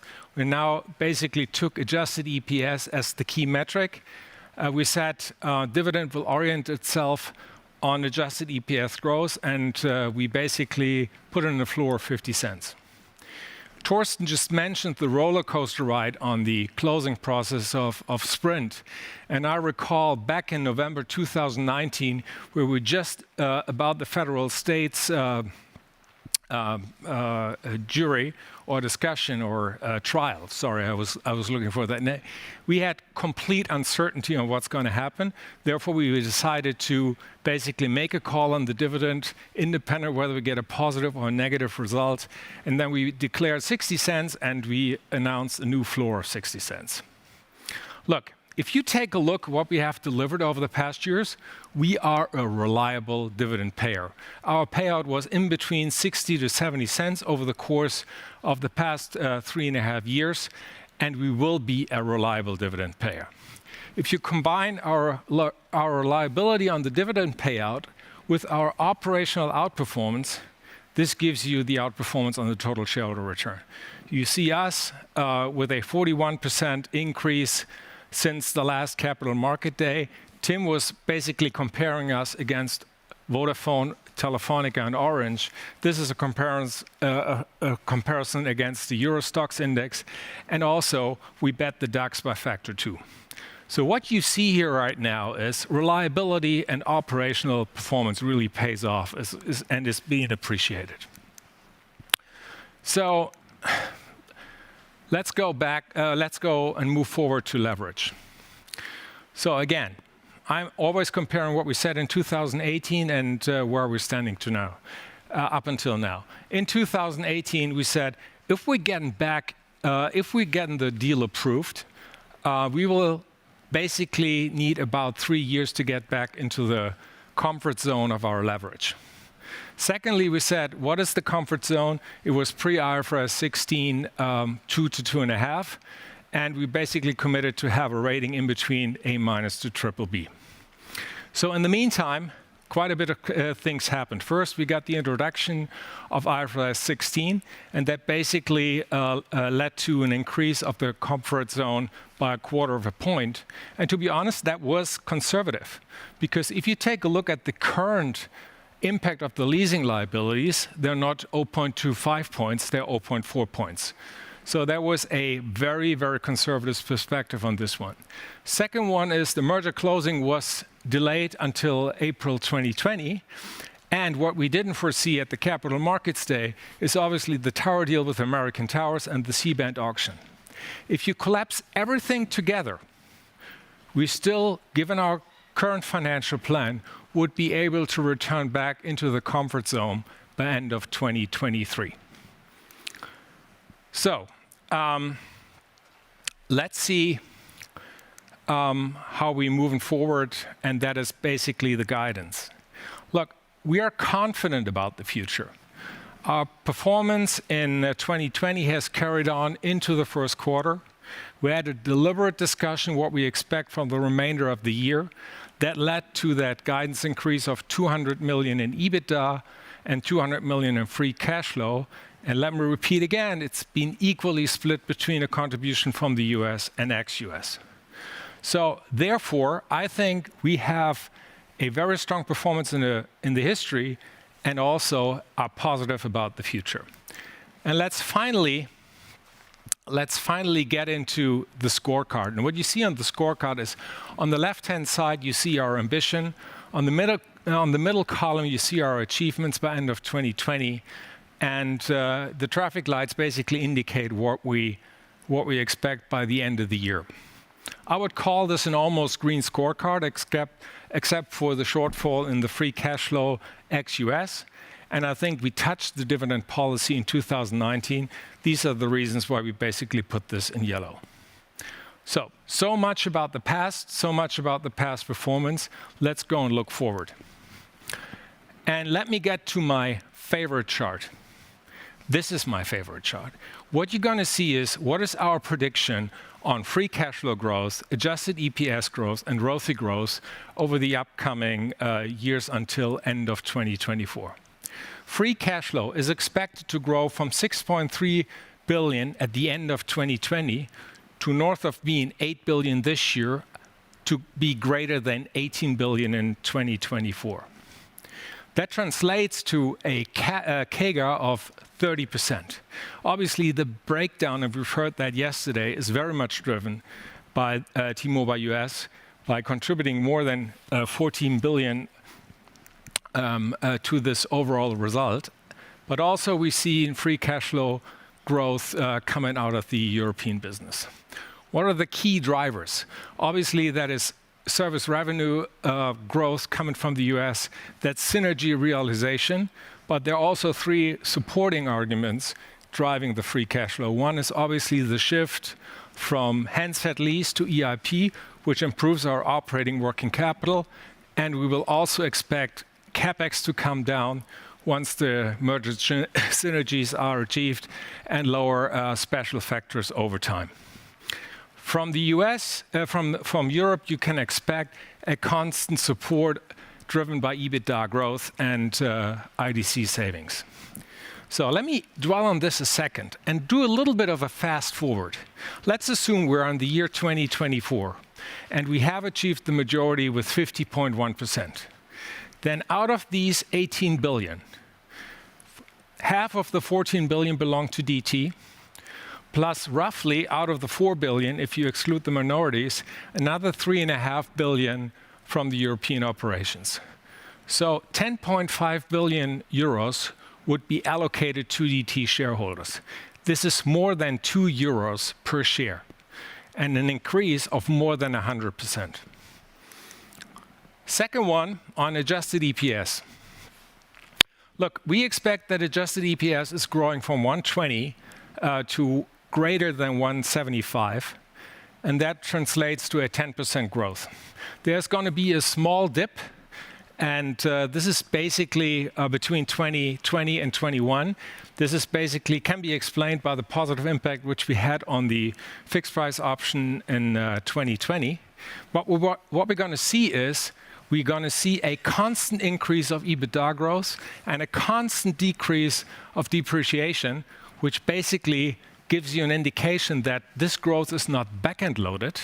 It is coming with steady growth starting from 2022 onwards. So therefore, I think, again, this is a greater 175 prediction, and it's coming more in a linear curve rather than a back-end loaded curve. Third one is ROCE. So you've seen our ROCE being 4.6% end of 2020, and we expect it to grow at north of 6.5% in 24.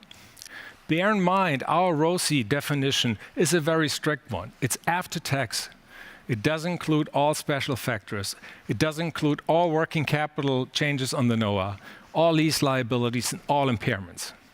So once we get there, we will have a significant distance versus our average cost of capital, which is right now around about 4.5%. What is the key driver between that ROCE? Obviously, our NOPAT is significantly grown faster than the NOA. So let's move over to the US and go quickly through this. And you've seen that numbers already. The US is supposed to grow from 21 billion euros in EBITDA to 27 or 28.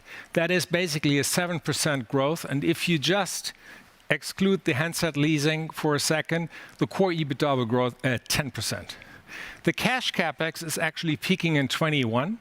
And you've heard Peter saying yesterday that he's expecting the 24 level, which is 8 to 9 billion already in 23. And also, we talked about the massive free cash flow, which is coming from the US. So on CapEx, as I said, the peak is in 2021, and we will return back to normal levels starting from 23 onwards.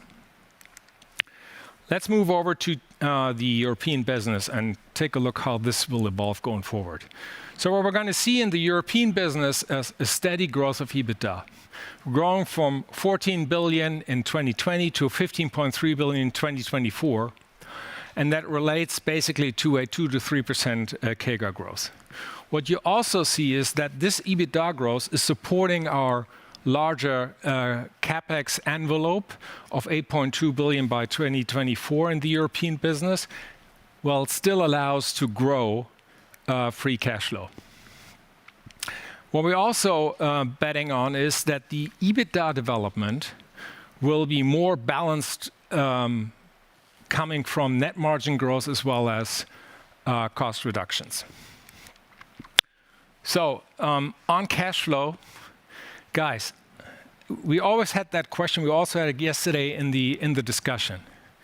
Look, we kept our promise on the cash flow over the past 3 years, and we will keep our promise also what we're indicating here.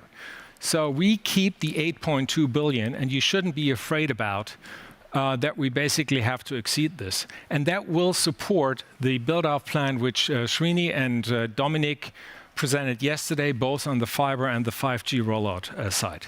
So being committed to that envelope is important, and we will apply, as we have done in the past year, a very strict allocation policy on where and how we want to spend and how we want to spend CapEx.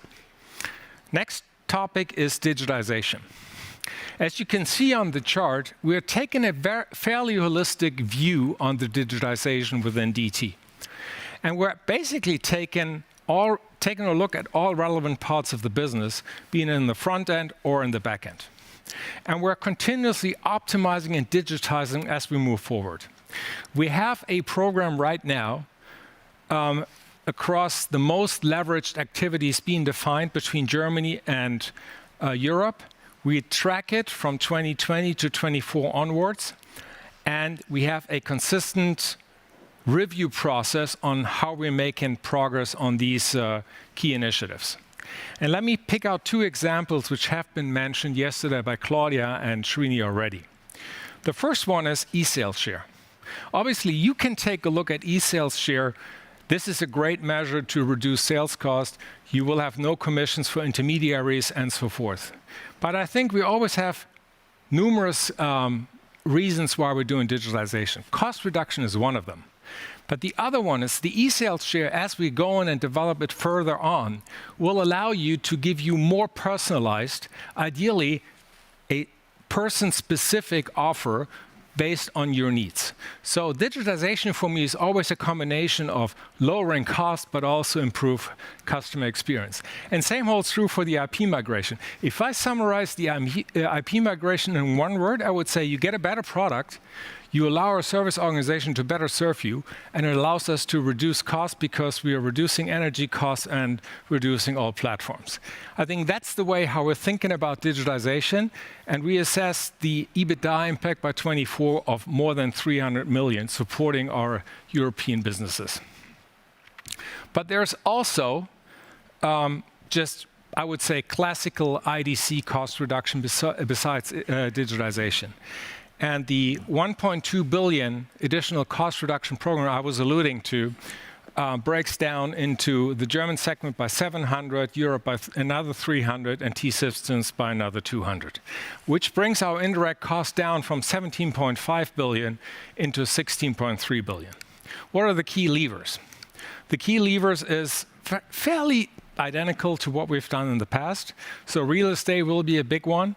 So we have a range in here of 100 to 200 billion. I expect it to be at the upper end. Claudia was talking about retiring old IC systems and simplify the IT landscape, which is going to give you another 100 to 200 million. Obviously, we rely on the leverage effects, which we are achieving through our joint venture buy-in, which gives you another 1 to 200 million. And the next one is obviously people-oriented.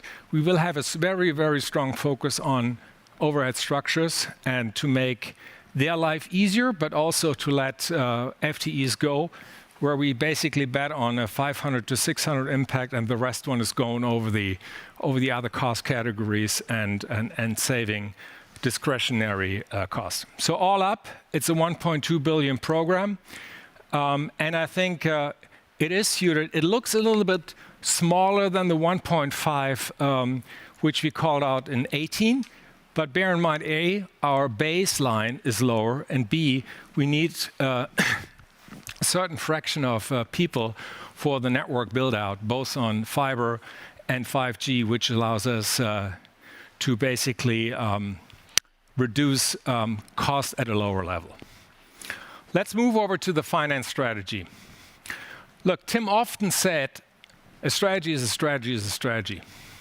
And same holds true for our finance strategy framework. We stay committed to be a reliable dividend payer and to have undisputed access to the debt markets. What does that mean on the equity side? Obviously, we're committed to be a dividend player, and I get to the details of the new policy in a minute. Second one, we got approval on the AGM to basically have the allowance until 26 to buy our own shares back. Do I expect this to be very likely in the upcoming 2 to 3 years? No, I don't, but it's still, we have the opportunity. We talked about the ROCE. Our ambition is that the ROCE will be higher WACC starting on from 2022 onwards. And on the debt side, not a lot of changes. We keep the comfort zone, we keep the equity ratio, and also on our liquidity reserve, we keep the policy that liquidity at least has to cover 24 months of maturities. Let's move over to the dividend policy. So, as I said, in 18, we introduced adjusted EPS as the key metric, and we said the dividend payout should orient itself according to that growth, and we had a floor of 50 cents a share. We basically moved that up to 60 cents. We have paid out dividends in the vicinity of 60 to 70 cents over the past 4 years. And what we're going to do with the dividend policy going forward is that we're going to keep the EPS as the key metric, that we're going to keep the minimum payout to give you a guarantee on the payout, but we're moving away from EPS growth to a payout ratio. Given the EPS growth, which you have seen, which was about 10%, you can assume that this dividend will be accretive and grow over time. Let's move over to the debt side. Again, what we said is we remain within our comfort zone, which is 2.25 to 2.75. And we said at the Capital Markets Day, we will be back into the comfort zone after 3 years.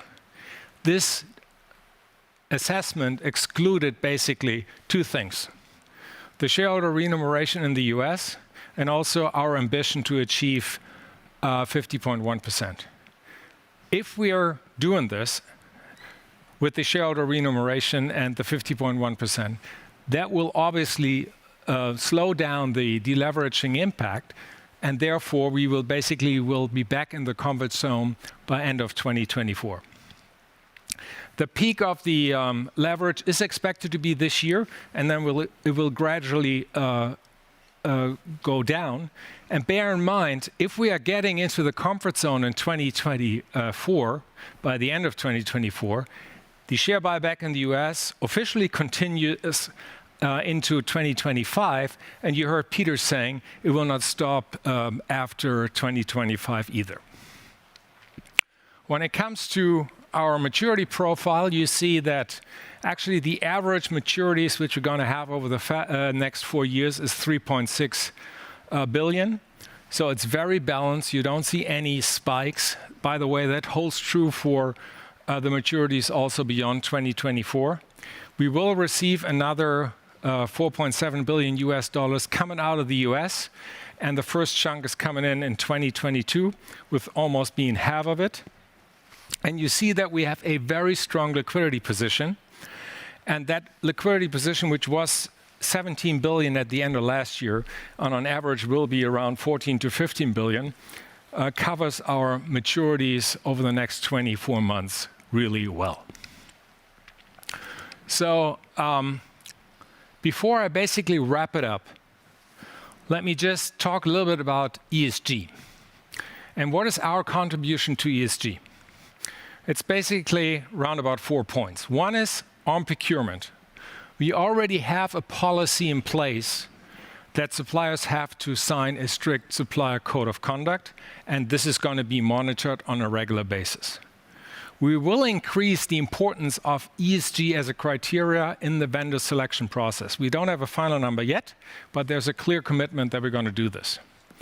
And we're working jointly with external and internal resources on tracking whether Scope 3 emissions are being reduced within our vendorscape. Secondly is we will introduce sustainability-linked bonds into our bond framework.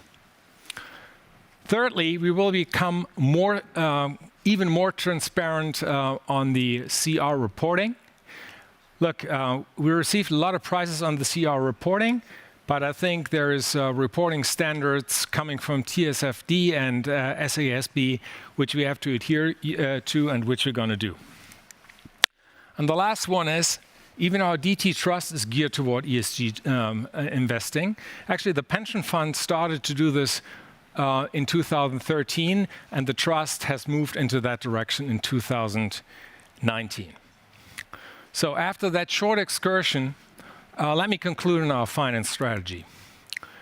Look, if you see that wheel, as I said, we will see a massive bottom line growth on free cash flow with a 30% growth, on EPS with a 10% CAGR, and also by an increased ROCE, which improves by another 2 points. That massive free cash flow growth will allow to pay shareholder returns from T-Mobile US over the course of 23 to 25, which accounts in total for up to 60 billion. Those planned shareholder buybacks will be a significant lever for us to achieve that 50%. But you also heard Thorsten saying we don't have to decide this tomorrow. We have time in order to get there, which allows us as DT to take part on the long-term growth of T-Mobile US. And as those shareholder returns will not stop after 24, will also allow us to faster deleverage our business in the years beyond 2024 or give you a higher return as a shareholder. I was talking about the equity side and the dividend policy that we're moving to a payout ratio. I was also talking about the net debt, the debt side, sorry. So let's wrap it up and take a look to the commitments which we put out there. So on, is that chart on? Can I have the next chart, please?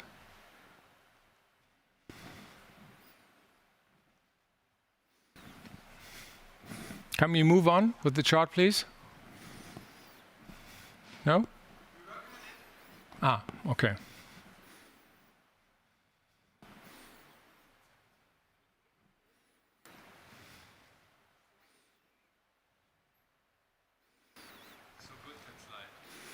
Very good. And you presented it yesterday, Tim, so. Okay, so if we don't, it's coming? Come on, let me just wrap it up. On revenue growth, we're pretty much at 1 to 2%, which is comparable to the last Capital Markets Day. We also basically give a guidance out for service revenue growth, which is 3 to 4%, which is the new guidance. Adjusted EBITDA will be raised from 2 to 4 to 3.3 to 5%. Obviously, I talked about the free cash flow growth of 30%. That relates to a 10% in the past history.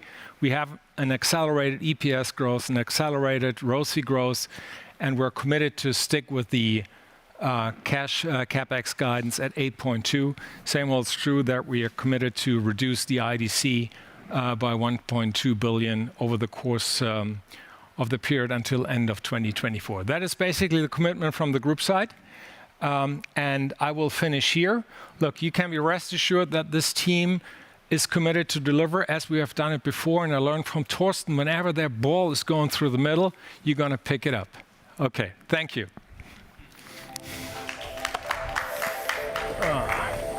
Very good, Christian. And so that brings us to the final Q&A. And the final Q&A will be with Christian, with Thorsten, and with Tim. So I'll ask you to please join me here on this couch. And just maybe while they are coming, acceleration is the word, you've heard it, or how Srini called it yesterday, Beschleunigung, right? So it's about being reliable and Beschleunigung, so acceleration. Here we go. So let's see if we have some questions. I've seen quite a few guys already on the screen, and we start with Akhil. Akhil, can we have your question, please? Yeah, of course. Good afternoon. I've got one strategic one and then two hopefully very quick financial ones. I think in Torsten's presentation, he talked through the fact that obviously one of the biggest value creation events for Deutsche in the last 5-6 years has obviously been T-Mobile US and the decision to stay in that market and then merge with Sprint.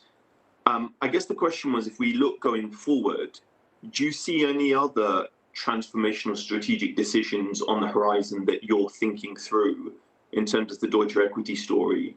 Or do you think the story going forward is much more operationally driven instead? So that was the first strategic one. And then the two financial ones is, Christian, in your presentation, you talked about the target of a 6.5% ROIC. I think in Srini's presentation, he talked about Germany going from 6% to 9%. The US, I assume, will have a very good return given the high cash generation.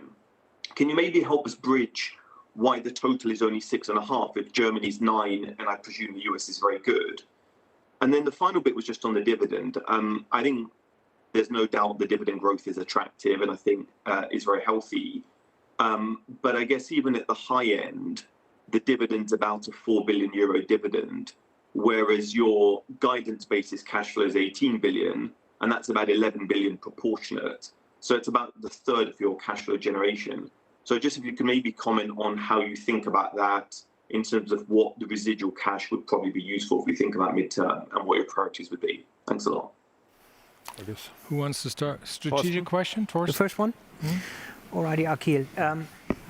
Look, 2 months ago, I would have said that for the next 5 years, this is all about operational improvement, performance, utilizing the best network in the 5G world and doing more of the same as in the past. We have the capacity, we have the speed, we have the quality in the network to exactly do what this fantastic team in the US has done over the last 7 years. Over the last 2 months, though, Verizon and AT&T have shed media assets. And I'm asking myself, as you may ask yourself, what does it mean for the future? Number one, certainly it's a kind of recognition how strong we have become. So it's a focus on the wireless operations of these two big players in the US market. So they take us very, very seriously.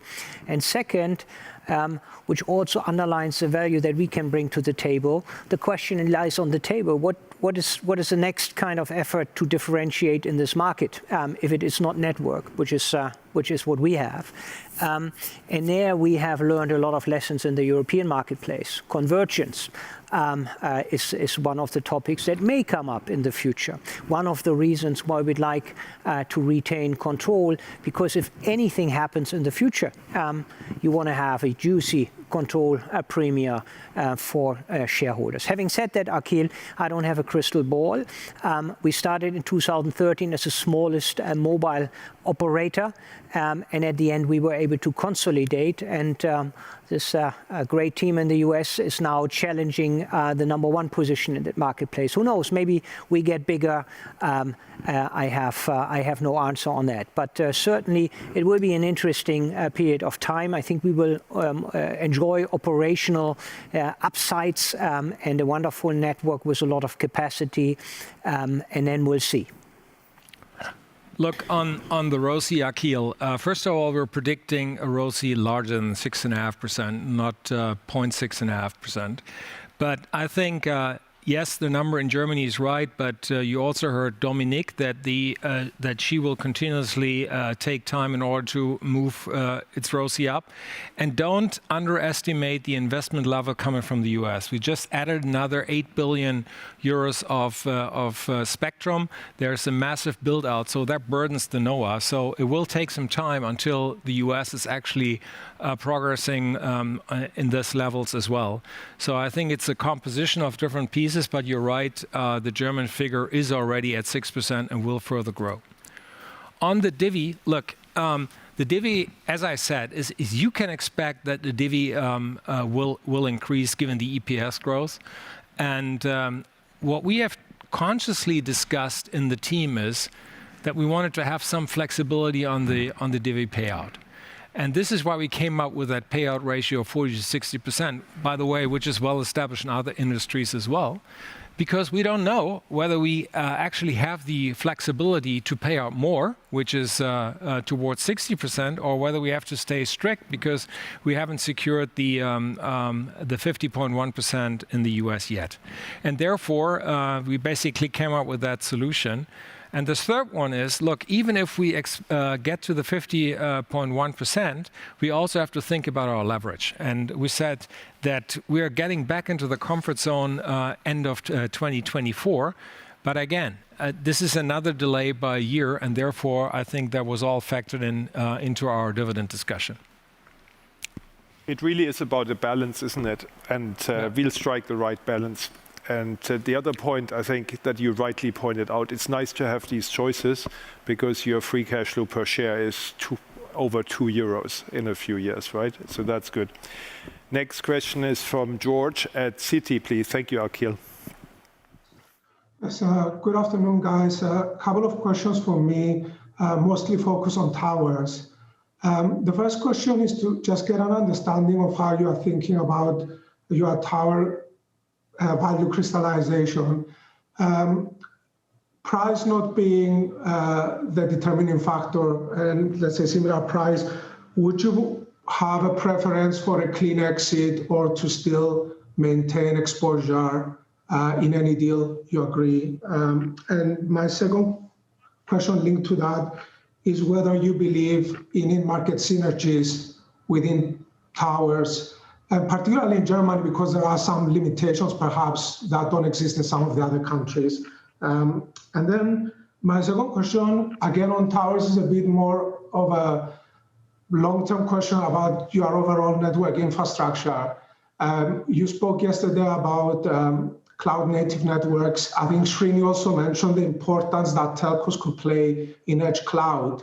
So I'm just trying to understand whether you believe these investments are better done from a tower perspective or from an operator level, and how that could change your view of the strategic importance of towers versus the edge cloud. Thank you. I think the first one is one for Thorsten. And I take the first one? Yeah. All righty. We get volunteers for the second one. Preference for a clean exit or to main exposure in a deal, and whether we believe in market synergies. Look, first of all, we have learned a lot over the last 3 years. We've teamed up with Cellnex for the Sunrise Towers in Switzerland. What did we learn? We learned a lot about that the Cellnex management team is certainly one of the smartest I have met in this sector. Second, how you make money in this game. And it's all about build to suit, especially for the number 3 and number 4 in a market. But this also becomes build to suit for the number 1 or number 2 in the market in the future. Second, of course, in-market consolidation of assets that you own is something that creates a lot of value for a TowerCo.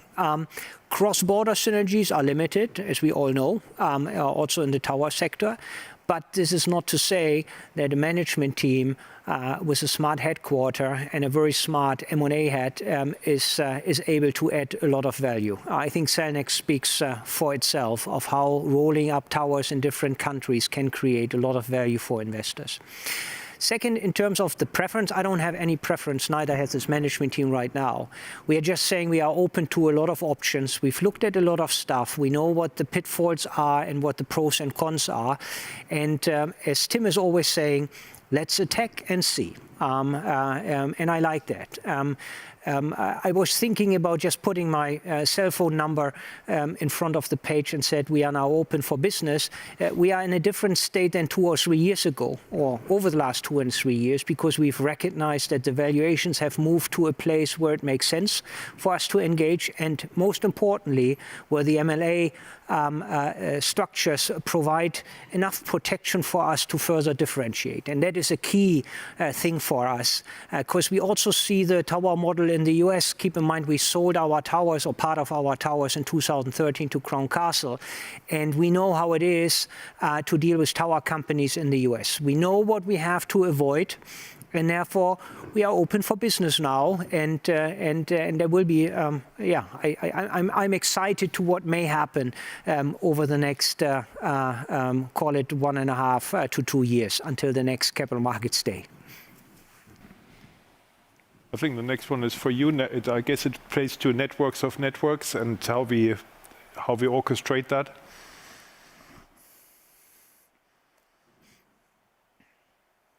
Well, I think it does. So let me answer it because that's because I think it is in the context of what Tim presented yesterday, the networks of networks. We have the capability to orchestrate this, and we will not always be the owner of this network in every place, but we'll put it together in the best possible way for our customers. So I think I think what we wanted to say, and I don't want to repeat what I said and what Claudia had said as well. The idea is this ecosystem is changing. And in this changing ecosystem, we should be adaptive to all the developments which we see. And we should not do that naively, but we should do it. And, I know a lot of partners are watching the Capital Markets Day. They sent me notes. And being the Microsoft people, being it, let's say, my friends, at Cisco and other companies. So these people have, they're not competitors, but sometimes they're even not friends. So, we have to find the right doses on partnering with them that we create win-win situations in this digital ecosystem. It's a very complex one, but we have opened our doors to partnerships. And by the way, that's not something new. Remember, the first, Capital Markets Days was about win with partners. And now I think we've grown up in this ecosystem. And when it comes to the architecture of our networks, when it comes to the softwareization of all the functionalities which we talked, both on the consumer and use case side, but as well from the way how we organize our businesses, we have to embrace them. And that is what we're doing. And how we then share the trough, how we share then the value chain, that is something which we have to then negotiate. But I would say the last years taught me that's a win-win, and that we were, more winning from these partnerships than losing. Great, excellent. So thank you, Tim. And the next question then is from Josh at Exxon. Josh. Thanks, guys. A few quick ones, hopefully, from my side. First one is just following up on the towers question. So what percentage of your German towers today do you consider to be genuinely strategic and differentiating that you might want to retain some kind of reserved control over in any future tower structure? The second one is a slightly annoying one about cash conversion. So one of the things we often get asked about with DT is what's the real post everything else free cash flow? And maybe just if you could give us a direction of how you think things like finance leases, vendor financing, et cetera, would trend over the next few years as well would be helpful. And then the final question is just regarding your comfort range on leverage, because I think a lot of the last 2 days has been talking about why DT, partly through its European operations, but also US, is a different kind of telco given its higher growth and exposure in assets. So the question is, what would you need to see happen in your performance to raise your comfort level or comfort range for leverage? And at what point do you think you could say this is a business that should be levered more at 2.5 to 3 times than the 2.2 to 2.7 you talked about today? Thanks. Can I start with the last one? We will not change the corridor, to be very clear. And the reason being is The reason being is it forces discipline into the organization. I'd rather prefer to tell you I'm out of the comfort zone and having that deliberate discussion with my peer and left colleagues on an ongoing basis than basically lift up the comfort zone. I think, and mathematically you're right, Josh, because you know that the lease impact is about 0.4 points right now, and you could argue, but for me it's a disciplinary activity to keep the comfort zone where it is, and then I'd rather prefer to delay returning back into the comfort zone. Second point is, if you take a look at the share buybacks which are coming from the US, they will not stop in 24, right? There's an official program going into 25, so that will help us to deleverage, and it will continue the years beyond that. So on the leverage, no change, and keep the discipline. And keep us honest on this one. Thorsten, on the towers? On the towers, yeah. Just one sentence here on debt. I think one thing that is kind of noteworthy is that leverage is good for equity holders as long as your EBITDA and free cash flow grows. And obviously we are also in a different environment than 10 years ago, where interest rates were much higher than today. You see that we are also as a team discussing these kind of topics. We feel much more relaxed today than maybe 5 years ago when the leverage ratio was lower. But this is not to negate what Christian was just saying, just an observation. Second one on towers, yeah, of course there are some strategic towers. I cannot give you a kind of sense. Maybe it's 5, maybe it's 10%. It's much less than you think, because it's no longer a coverage game in Germany. We still have an advantage there, but given the license requirements, also the other guys have to move up, and we are open for business on co-location. But we have some juicy rooftops that in any case we cannot share, by the way, but these are differentiating things for us. So the old discussions that you had in the past about, how many strategic sites you have is much less than a lot of people are thinking.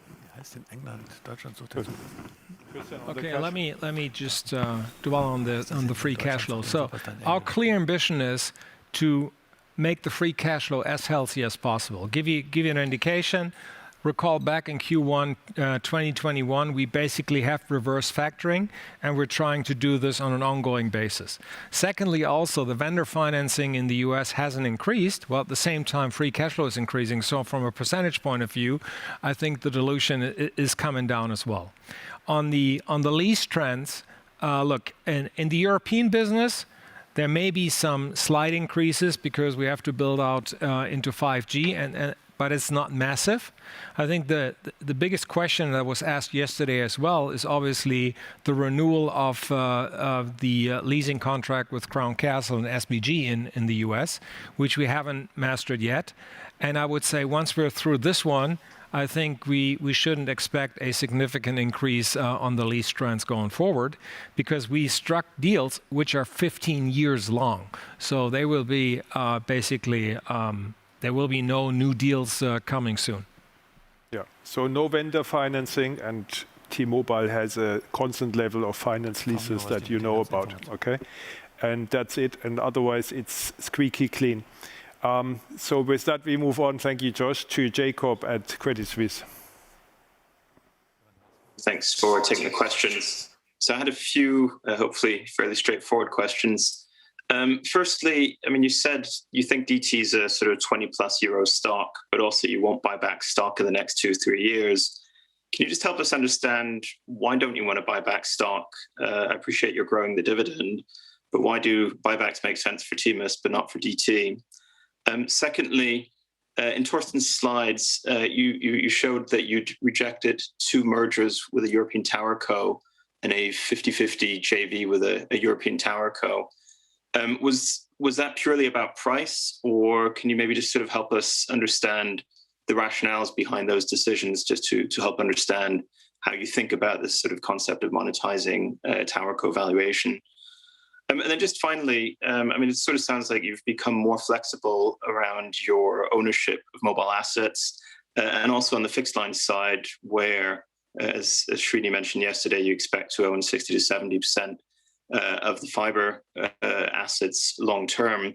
So I guess the question is, could you look at broader monetization of fixed line down the road? Could the German fiber network sit in group development in a few years? I'm just sort of interested in how you think about that. Thank you. My God, Jacob, a very, very good question, and I couldn't agree more on the buyback topic. However, you also know our leverage constraints, and you know our priority of retaining control in the US. So first comes first, and then comes second. So much to that, but I certainly, it's not lost on me and on us here as a team what you are saying. On the, let's say, tower discussions, let me keep this private because we signed NDAs. But I indicated to you before that MLA terms, price, premiums, lease liabilities, they may hit you, which is kind of a very odd thing here in European accounting, something that I don't understand. You know, I'm coming from a cash world and not from an accounting world. It's lost on me how you and why you have to capitalize this OPEX at these low NPVs, at least low discount rates, and then all the nice benefits of a deal are gone. But I recognize that two things have moved a lot, especially last year when the first American came to Europe, and then the subsequent acquisition in the French market by Cellnex, that terms have improved significantly. So just take this as my answer on your very good questions. Let me add two topics. The first one, by the way, I'm totally with Thorsten, with you. Why not doing earnings per share buybacks on the stock? My first observation in this regard is there's a difference between the US and Europe when it comes to buybacks. In the European environment, I always see it a little bit like a lack of strategy if somebody's doing a buyback. And now I would not say that we have a lack of strategy, but I think we have a lack of communication and conviction. And therefore, that we are holding a 9 hours, a capital markets day, that we're constantly on the road, that we are trying to convince you guys on Deutsche Telekom stock. This is, let's say, our answer on this one. So then rather, buying back our stocks, we are trying to attract, investors into our stocks. So that's, I think, my approach on this one. And dividend is for me, a more sustainable instrument which shows our conviction into the future prospects, and rather doing 1 or 2 times share buyback on our stocks to just be happy with the price we see. But the undervaluation is for us is obvious, and we have a lot of bets about that one in our team here. My second thing is about ownership on assets. I think we are, in principle, an infrastructure company, and therefore we should own the network. We are not a service provider. We are not a ServCo. We are an infrastructure company and a NetCo. And therefore our ownership on fixed and mobile gives us as well the credibility on this business. We have to run the networks. We have to build and run the infrastructure. And by the way, I even believe we do it better than a lot of other people are doing it. So therefore, the majority of our infrastructure should be under our control. This gives us a much more flexibility, even from the technical solutions which we are providing. Nevertheless, if you can't fight the dragon, ride the dragon. Our balance sheet is stretched. So therefore, and our capacities as well. And therefore, we cannot go for 100%. Impossible. Nobody is able to do so. And if you can't fight it, then you have to ride it. And therefore, our logical step is then to say, okay, guys, there are others who have maybe the same issue of utilization, their infrastructure. There are others, you know, who have good technologies in areas where we have weaknesses. Let's partner. Let's create a win-win. It's coming back to my earlier point that we are open to this one. And this gives us much more credibility. It's, by the way, good for the consumers because the extension of the infrastructure is broader. And the monetization of that infrastructure as well. So therefore, I think this is the change in our thinking. And by the way, you're tapping a very important point because our network guys, our technology people, they love to own it 100%. They love to control the whole value chain. But that is not how the world is developing. And therefore, we have changed this paradigm successfully. And I think there's more to come. I would add one additional point when it comes to separation complexity. We looked at this quite intensively a couple of years ago, and it's not like that you open up a zipper and the left-hand side is the go-to-market organization and the right-hand side is your network. It's a complex undertaking to really separate out a fixed network out of an integrated telco and take a look what has happened in New Zealand, not through with it. So it's a very complex project with questionable financial results, whether this makes sense. Yeah. And if I may add one thing, I think Srini talked about this yesterday. It's actually, you know, there's a lot of execution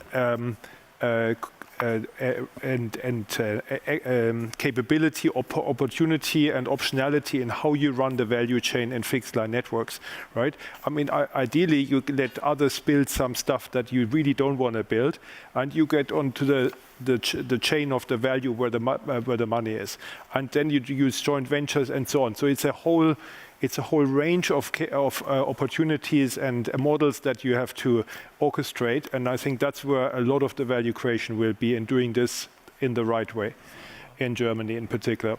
So next, thanks, Jacob. And the next one is from Robert, Deutsche Bank. Robert, here you go. Yes, hi, thank you very much. I loved the vision and drama over the last 2 days. It's been the best box set I have seen all month.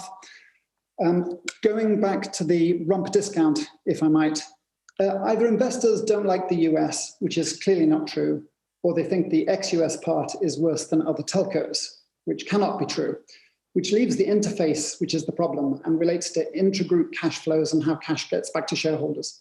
One issue causing confusion is the buyback versus the dividend from TMUS. Are they fully fungible and make no difference to you guys in your thinking? And how you take benefits. I'd like a comment on that.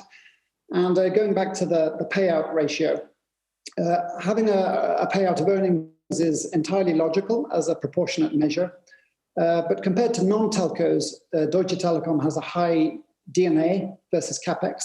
The dividend did get cut and interest rates are rising. Yet it seems you are still cautious, especially at the low end. So from the previous comments, it seems that it is the leverage target. So if you monetize some of your portfolio, will that directly release cash for distribution and we can expect the payout to move up the range? Thank you.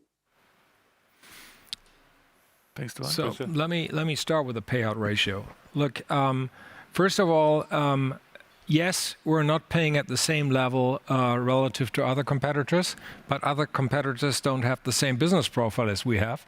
And we're growing much faster, by the way, across the Atlantic, meaning the US and an ex-US. And I think that should be considered as well. I'm not sure whether we're cautious.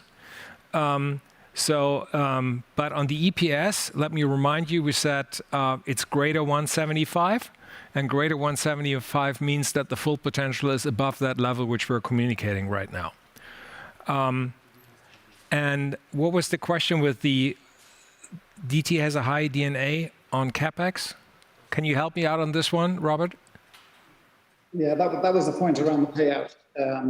That basically your cash flow is growing far, far faster than your earnings is the main point. But I think you've answered that. My other question is about the getting cash back from TMUS. Does it matter whether you get it through buybacks or dividend? Because investors kind of think it somehow does. But is it fungible? Fully fungible. It is fully fungible. Actually, from a tax perspective, a share buyback is better than a dividend. So, and you have heard the US team saying we perceive ourselves as a growth company, therefore we prefer share buybacks way over the dividend. So I think that was a very clear message. But they also said there's buybacks for 3 years and it won't stop in 25. So it's, as far as we are concerned, it's about as reliable as a dividend. Okay, hope that's a good answer, and let's move on to, thanks Robert, to Polo. Again, here we go, Polo. Yeah, hi, thanks for taking the questions. So we've got 3 quick ones, hopefully. The first one is really just about German politics and also the EU Recovery Fund. So most of the German political parties have published their election manifestos, and the Green Party, SDP, FDP all seem to be proposing increased investment in broadband infrastructure. So how do you think this will impact the evolution of the German broadband market, and could further government subsidies lower German capex for DT going forward?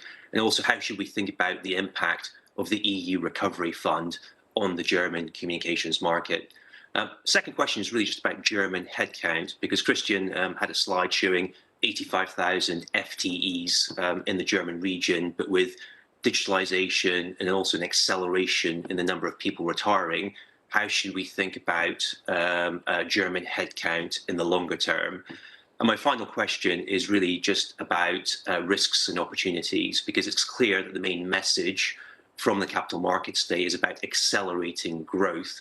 But if you look at your 2024 objectives, what is the one area, and this question for you, Tim, what's the one area that you're most excited about, or what do you see as the biggest opportunity? Similarly, what do you see as the main risk to achieving your targets? Zwischen 20 und 30, aber wir haben die genaue Zahl. Polo, first thing, by the way, it's interesting that we had only one question to regulation so far from doing all this 9 hours. And that shows me that we all perceive, the regulation is relaxing and it's getting better. I know I talk for Germany in specific on the regulation side, and I was preparing myself here for this session. I was thinking about what is good and what is bad and what is open. And what is good is, the new telecommunication law is opening up, better ways of building infrastructure in Germany. It is an ex-ante regulation. It supported all our wholesale deals, which we had with the partners. The Nebenkostenprivileg is fallen. Now, okay, you can complain that it takes a few years too long, but in principle, it is decided.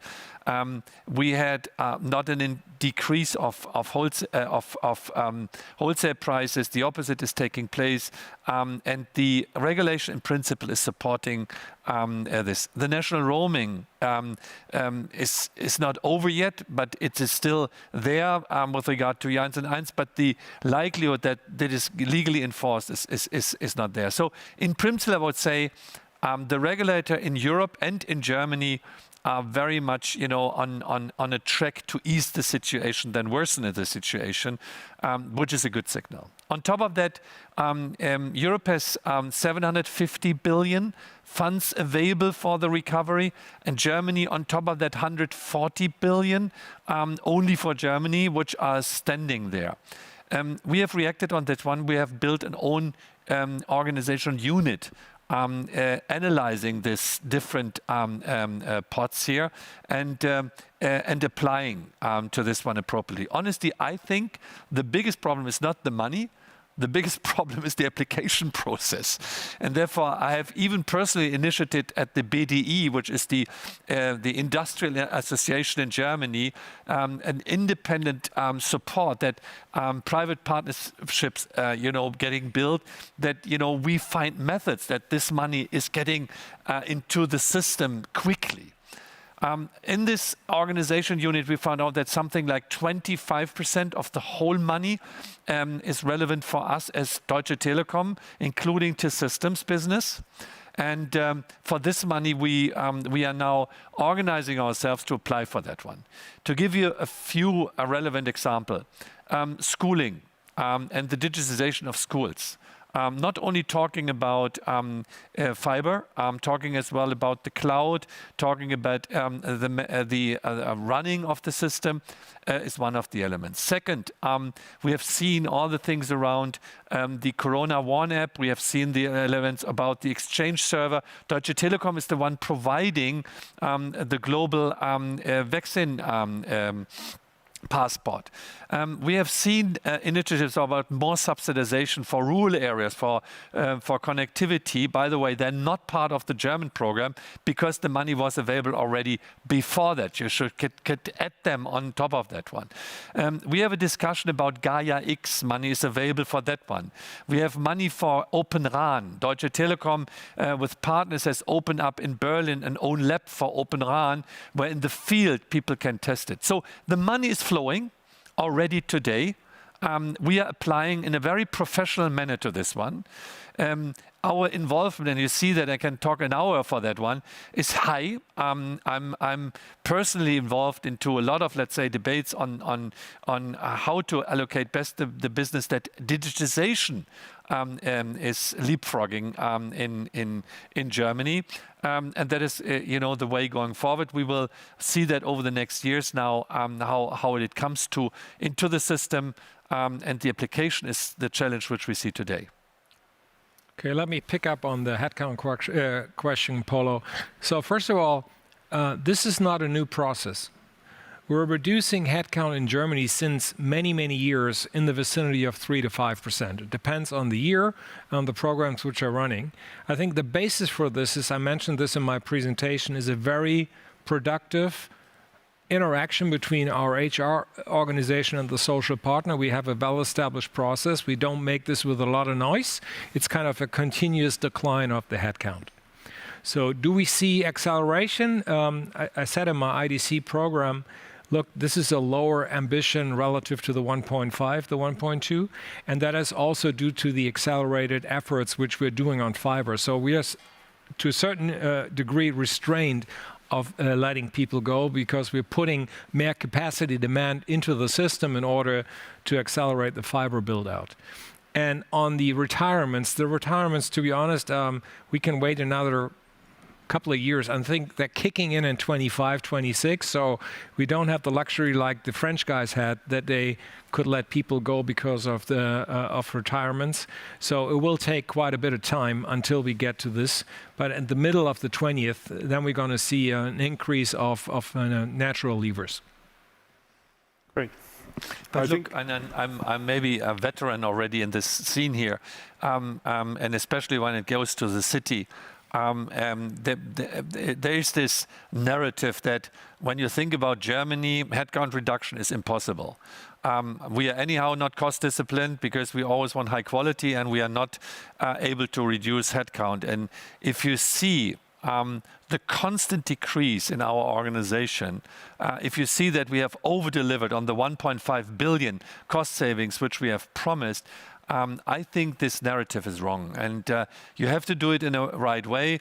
It doesn't make sense to make that very loud and noisy and announce big programs. I think in Germany the culture is to do that in a kind of competition and joint effort with our Works Council. There's no way that this is stopping. And with Srini on Germany, you have a no bullshitter sitting on there. That's business. And he has started, by the way, in alliance with the unions to think about how many SG&A, how many quality assurance, how many administrative people do we need in our organization. And that is even, a new push which came to the organization from that angle. So I think when it comes to our 3 to 5% EBITDA, you know that there is more cost discipline in every element needed to achieve it. Look, on the opportunities and risks, our plan is prudent, and we discuss it back and forth. And if you take a look, I see currently more opportunities than I'm seeing risk, to be honest, because I think we have the worst times of COVID probably behind us in the next couple of months, and people are becoming more optimistic. There is a significant backlog of digitization efforts, being in the public sector, being in it with small companies, and people actually value quality, which should help us in the proposition which we're providing to customers. We have a fairly rational market environment, and I hope that it continues to be. Obviously, it cannot influence 100%, but what we've seen in the past actually gives me confidence that people are staying disciplined also and not becoming lunatics on pricing or something like this.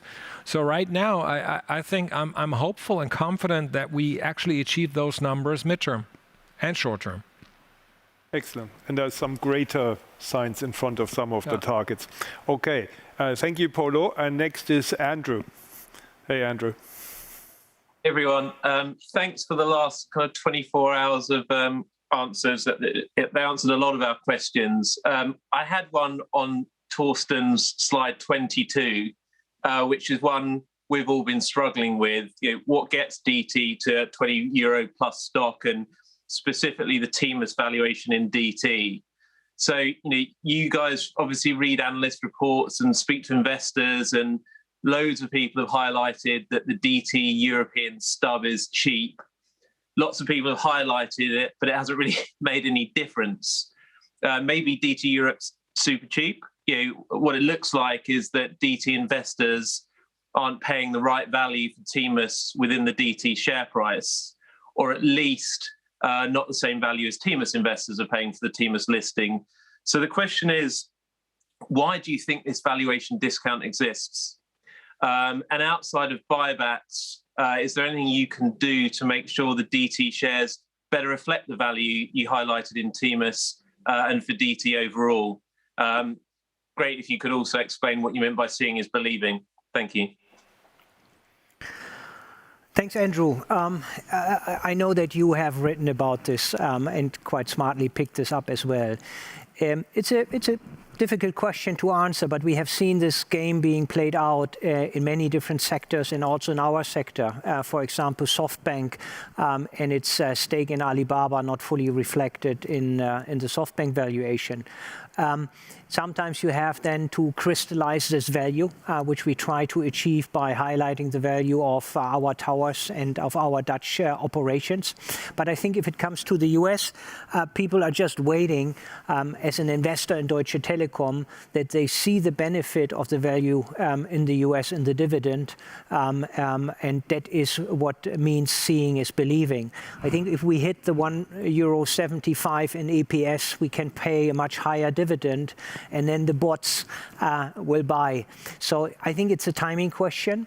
Keep in mind that over the last 5 years, T-Mo US has appreciated significantly in value, but other than seeing it in the cap markets day at the capital markets as a valuation, the DT investor, the DT shareholder, hadn't had the benefit of a higher dividend or cash coming out of this investment. So I think this is a timing issue.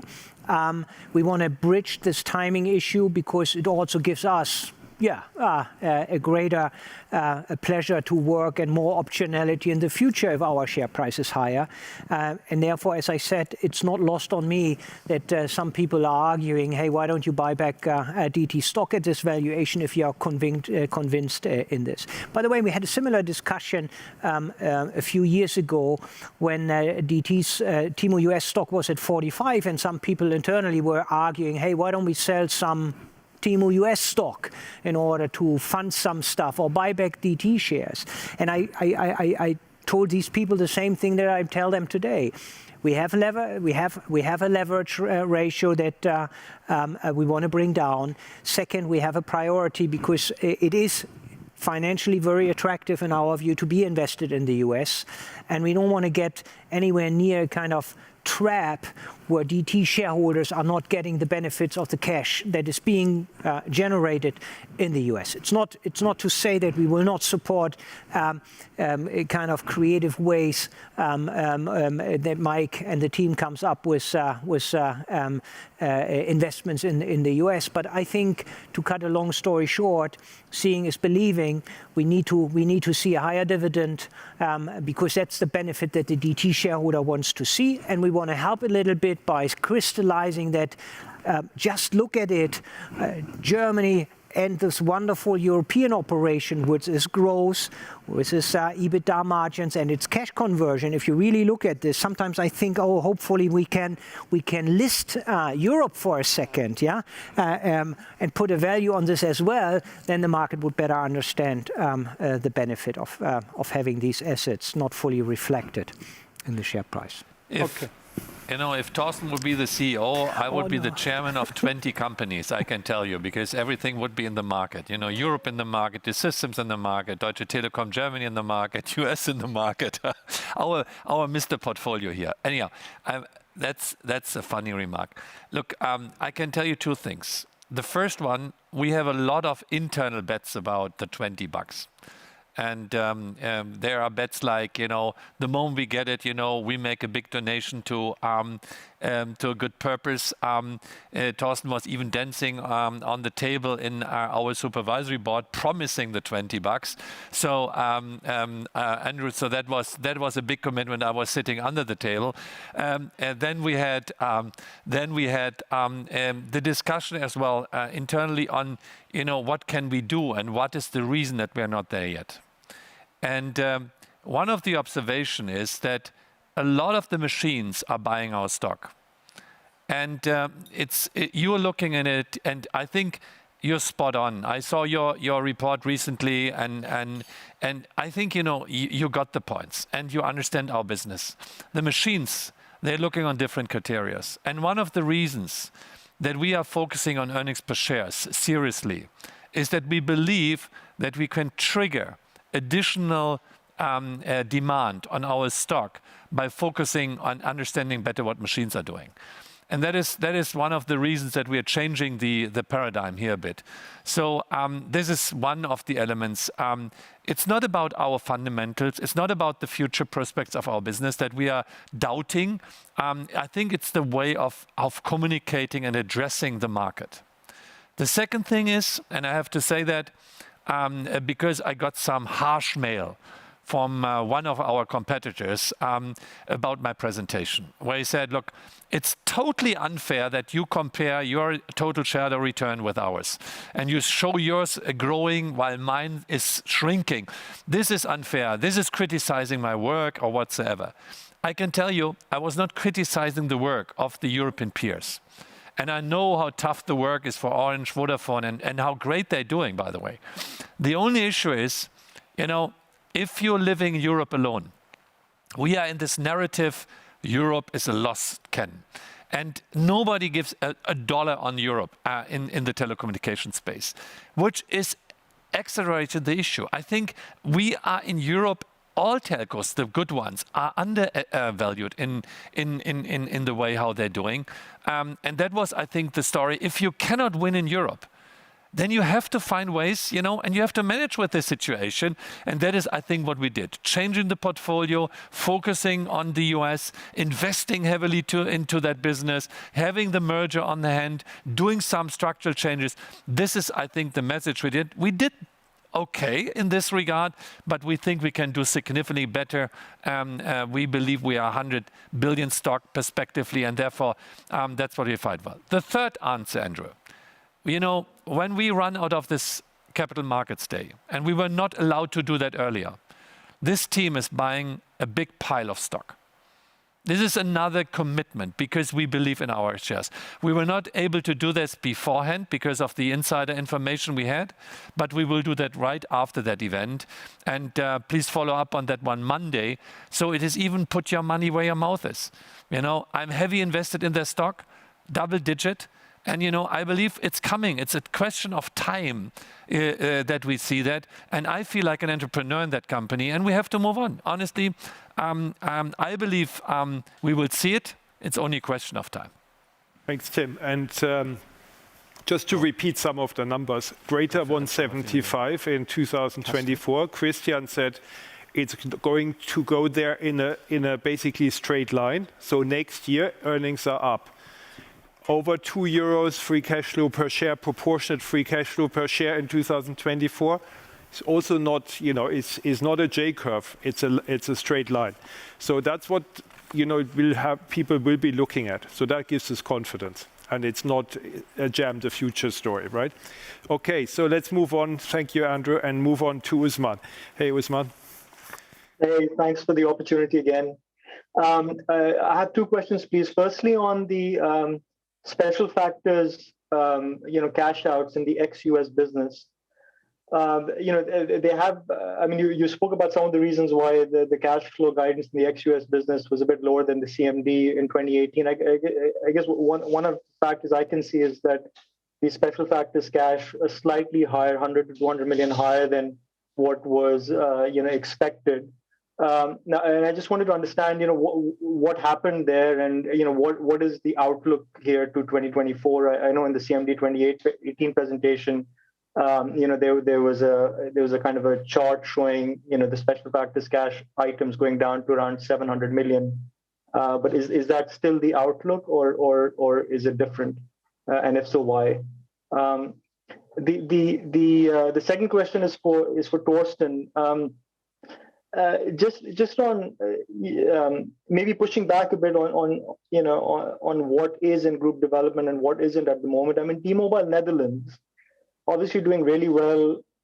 There's fiber uptake happening in the Netherlands, so there, ARPU uplift, and the market seems to be in a very good place. So why is it? Why should it not go back into DT's ownership rather than you wanting to monetize that asset? And just related to that, I guess, is there any scope in T-Systems, where I know a deal was attempted with IBM in the past? I mean, is there any scope to do anything with regards to T-Systems that can better surface the value of that business? Okay, let me start with the special factors. So first of all, Usman, you're right. We predicted a significant decrease towards 21. I think we have been in the previous Capital Markets Day a little bit too optimistic. And on the other hand, we also have reduced costs significantly higher than we anticipated to be, and therefore we needed some additional special factors in order to fund this. So if you take a look forward, so let me basically describe it in a free cash flow environment. We have EBITDA growth, which funds our expanded CapEx envelope, and the free cash flow growth in the European business to 4 billion. And all of the other items are basically neutralizing themselves out.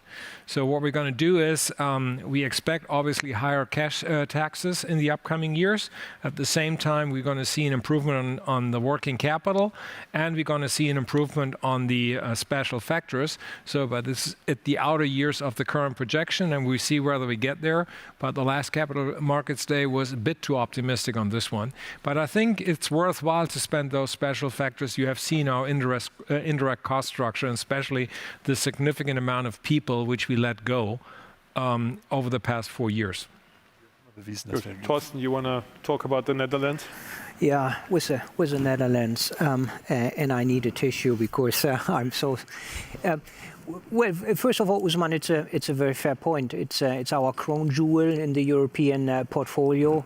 But having said that, it's mobile only in Europe, in a market where you have two converged players. So this is something that doesn't fit into our long-term, let me stress it, European strategy of owning FMC converged operators. And that's the reason why we've also taken it apart from the group in 2017, not only to focus in intensive care on this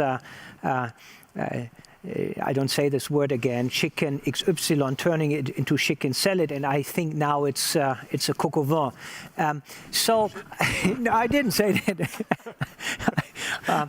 So from that perspective, it's now the time to crystallize the value. But don't get me wrong, or that if the value that someone is offering us for the next, let's say, 5 years of journey with this fantastic team and fantastic company, we may not sell it. It's just now we put it out there so that you see that on the sum of the parts value, there is something that has a value of about 6 billion according to your guesstimates. It gives us not huge deleveraging because we also lose some free cash flow, but it gives us some opportunity to do other stuff that we may want to do, which I don't want to talk about for obvious reasons. So flexibility is king. You know how much I like optionality, picking in different buckets and seeing how we want to play around. So we cannot say all in everything. We have good ideas what we want to do. And as much as I love the company, as much as I love the management team and the employees, sometimes you have to do stuff and to reallocate your focus. Let's put it this way. In terms of T-Systems, I think it's the same like on T-Mobile Holland. First, you need to fix an asset. And Adel started on a tough journey in 2018, and then he ran into Corona before you can think about doing something with these assets. Okay, thank you, Thorsten. So next we have Ottavio at SocGen, please. Hi, thank you for taking the question, and congratulations on the results so far. The first one, it's on the leverage, and it's for Christian. What I appreciate about Deutsche is that your targets is always been very consistent, clear, and I would like if you can actually give a bit more granularity on the assumptions behind. Because one thing about Deutsche that differentiates from a lot of peers is that you have room around your targets. You don't really go very straight to what you can achieve. So if you can tell us in terms of the assumption, what you have baked in the participation to the T-Mobile's payback, if you do, any settlement of the SoftBank options, I believe that you assume only cash, despite you got the option of delivering shares, DT shares in case. You mentioned about the renewal of the tower leases with Crown Castle and SBA-Coms in the US. Do you have anything in that targets or any assumptions aligned in that one? So effectively, if you can talk around a bit the assumptions, because the target's clear and your commitment is even more clear, but it would be interesting to know what's behind in the assumptions. The second one is to Thorsten the question. Now, your preferred partner, at least so far in the tower space, has been Cellnex. But what management of Cellnex keeps saying is that the value is not on the towers per se, but on the size and the future cash profile guaranteed by the tenants.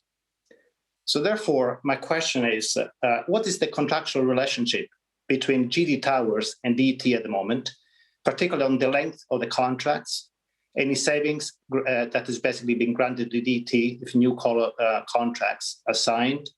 Is there any escalator included in these contracts?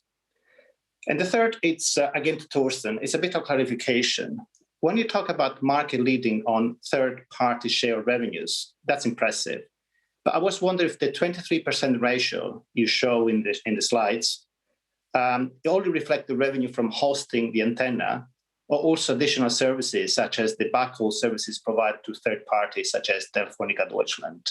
And when you talk about monetization, do you also plan to crystallize the value of the backhaul? That's a big differentiating for Deutsche in Germany and I guess in other markets. Thank you. Okay, so let me start with the first question on the leverage, Ottavio.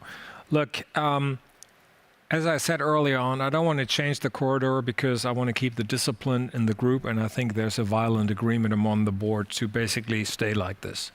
The second one is, look, we have clear visibility what we need in order to get to 50.1%. How many shares does this mean? Obviously, you've heard Peter Oswaldig yesterday talking about a share buyback of up to 2 times 20 in the years 23, 24. So obviously, the share buybacks will help us to increase our position. And obviously, we got the 45 million fixed price option, which will be accretive from my perspective, massively accretive, and gives us access to to a low price to T-Mobile US and another 56 million on the floating option, which obviously need to be converted at a market price. There are other levers in place which we will not declare and explain. We have, Thorsten is always talking about optionality along two different dimensions. One is the tools which we can use. The second one is timing. I think we have time until 2024, and we will let you know whenever we have done something, what we have done, but I don't want to do kind of a front running. Thorsten. Oh, sorry, yeah. Preferred partner Real Madrid or the Cava. Of course, Tobias, Jose and Alex are right when they say the value is not determined by the number of towers, but the size and the cash flow profile from the tenants. Absolutely. And of course, we do have a market standard MLA in place between group development and not group development, but our tower operations and TDG. It wouldn't be a good use of our time if I now dwell on what are the terms, because in a deal, this will be completely started from scratch on, that you discuss the things that are important to us and important to them. And that is where you see that a lot of things have changed. Renewal clauses, all or nothing, or the kind of, as a number one or number two in the market, you may or may not like if a tower company is offering, which I could do today, but most likely we are not going to do this, to offer a very low price to get someone else on the tower. So this needs to be negotiated and be balanced out.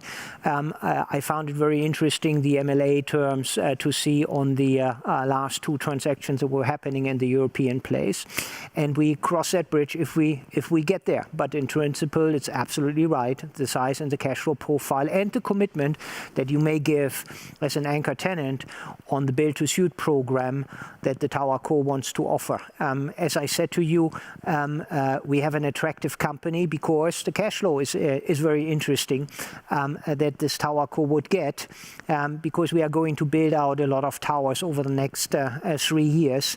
And as I said, this year alone, we are building out about 1,500 towers. In terms of third-party share revenues, 23%.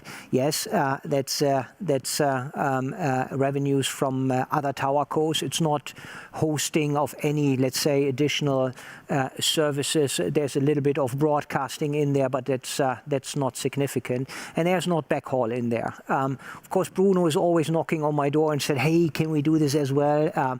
No, it's not, and it's also not planned to monetize this. Great, thank you, Thorsten. We've got two more questions, time for two more questions. So the next one is from, thanks Ottavio, is from James at New Street. James, hello. Hi everyone, yeah, can you hear me okay? Hello? Yes. Hi there, great, yes, so thank you. Yes, so I had two questions, please. The first one, actually a little bit of a follow-up from Ottavio's just now. For Christian, I'd love to go a bit more into detail about the kind of thinking about how you might be allocating cash towards T-Mobile. I'm a big fan of your decision today to push the leverage target out from 2023 to 2024.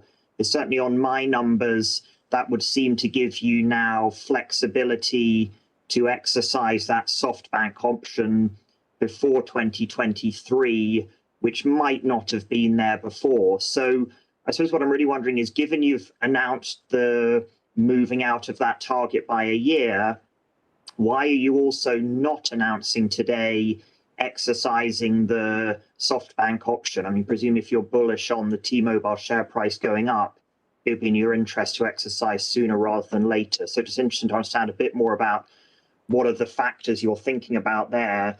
And similarly with the buyback, I think Thorsten suggested you might sell in pro rata, you might not. I mean, given again, presumably you're bullish on the asset and you're wanting to increase your stake, what would be then the thinking on then going ahead and selling shares into a buyback, which might be seen as slightly contradictory if you're bullish on the long-term view on the asset. And then question for Tim. I know, Tim, you were bemoaning the fact there were no questions about regulation. So here goes with one, which is, I think, we've lived through probably 10 years of returns on capital declining in European telecoms, and now we're seeing really clear signs of it going up.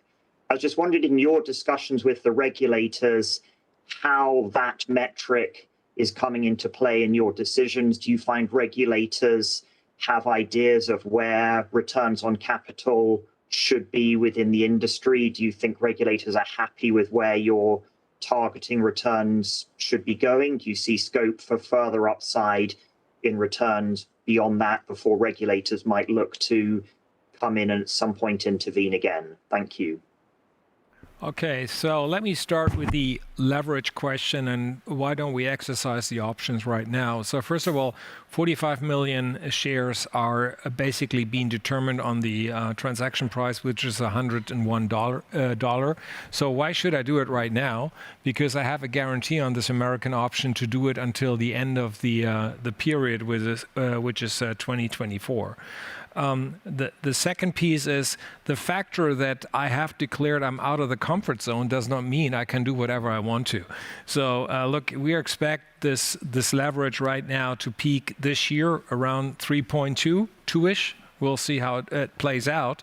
If I basically would exercise the floating options because I assume a higher T-Mobile US price, obviously that would increase my net debt, and we don't want to do this. And I think there's also a sequence, Torsten, right? Do we have to do the floating option first or the fixed price option first? So we have to do the fixed price option first, so that's a theoretical argument. So I think, but there are other tools I think you can think of how you basically secure a lower price. We don't have to exercise the options right now, but we have clear visibility on how we get to that 50.1%. And the question hasn't been asked, but this group is really determined to get the majority to 50.1 and not 60 or something like this, because there are other things which need to be done in the overall portfolio as well. I do not want to be disrespectful, but there's no politician in the world who knows what a ROCE is. So maybe Thierry Breton understands it, but return on capital employed and the definition of that one is something, internal rate of return. I even had a discussion where I talked about market capitalization and they were questioning what that is. So therefore, this is not something which is in the school books of politicians in Europe or in Germany. Therefore, make it simple, talk about what's going on.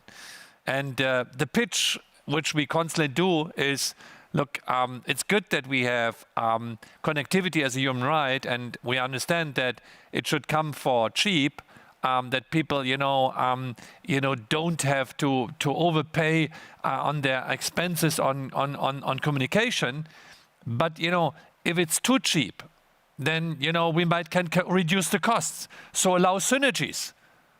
But if you don't allow synergies because you don't want to see intra-market consolidation beyond what we have today, then you have to do something that there is enough funds available to invest into the expectation of higher fiber deployments and higher 5G.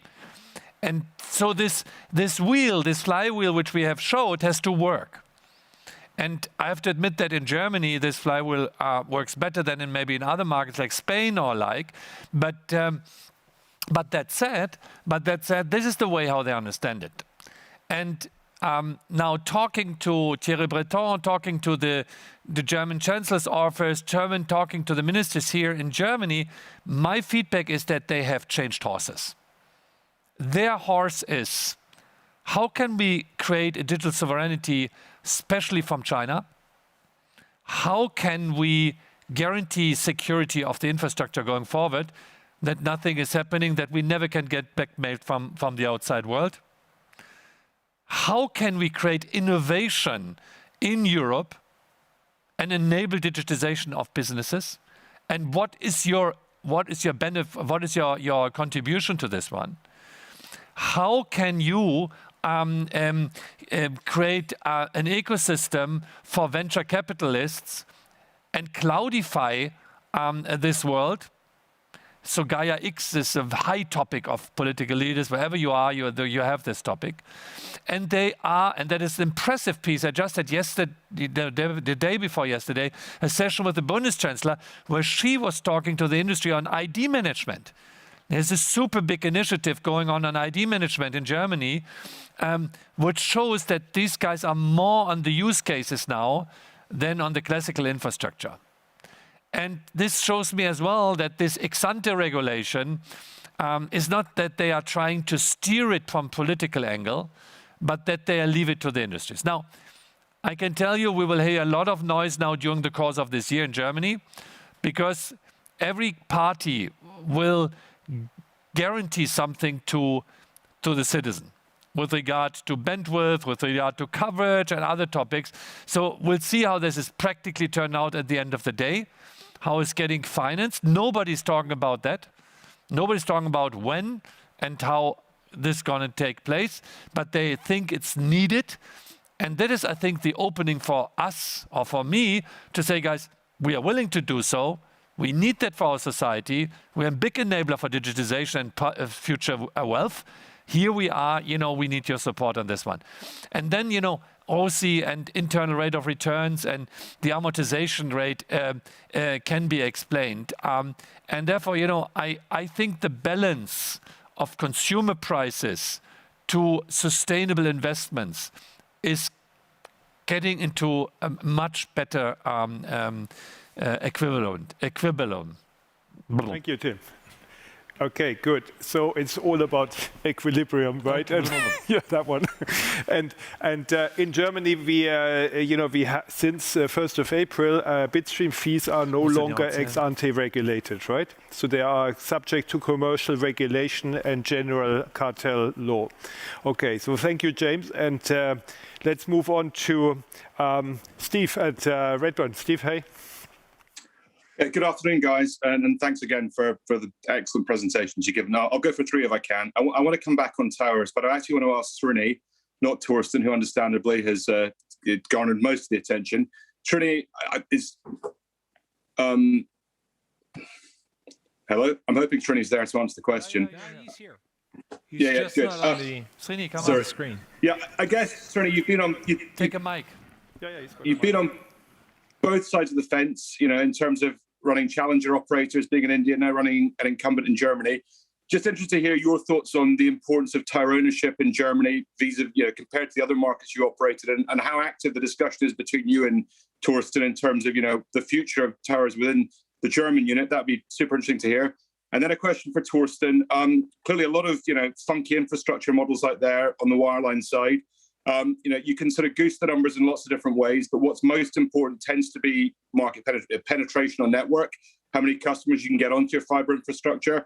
I'm kind of curious in that light how you think you'll make a return in Holland, where T-Mobile's got less than 10% retail share on fixed.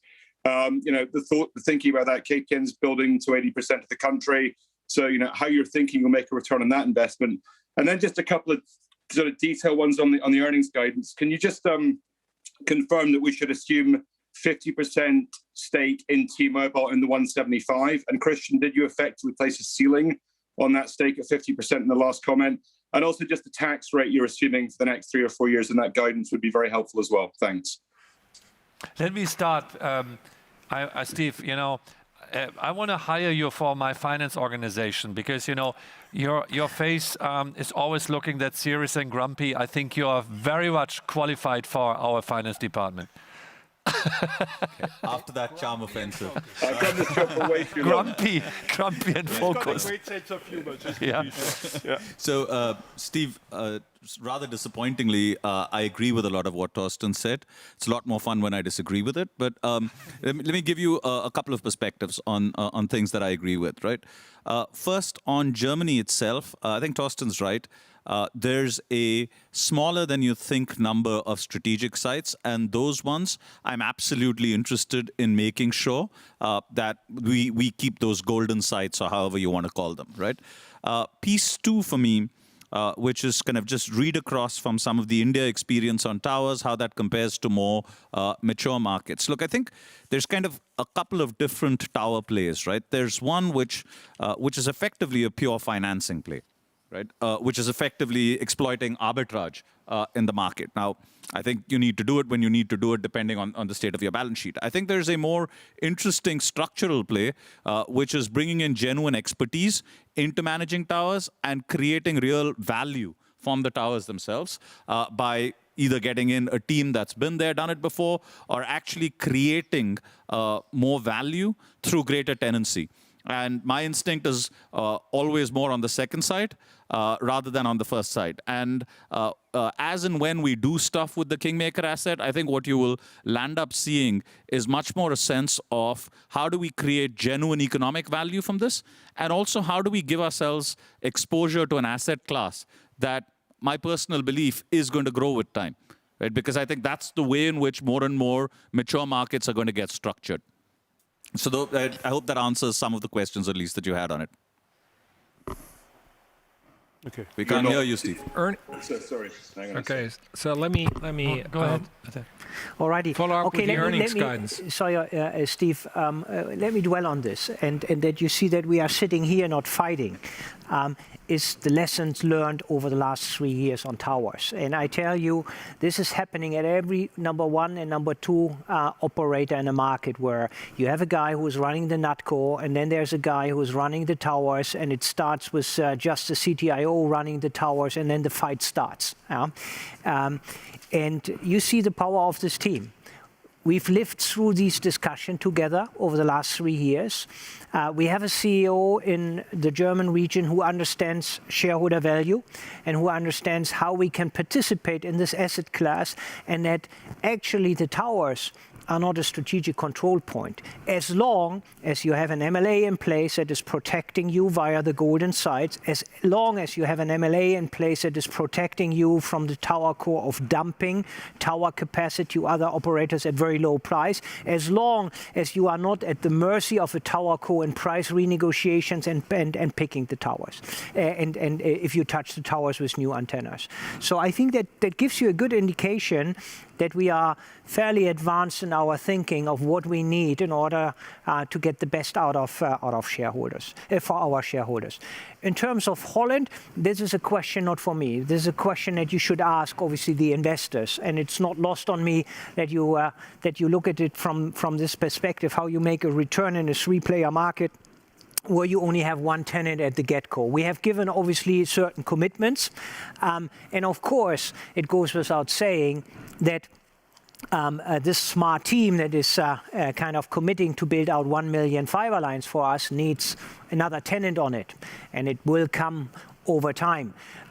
There are obviously also interesting discussions in this market about public to privates and what may or may not happen.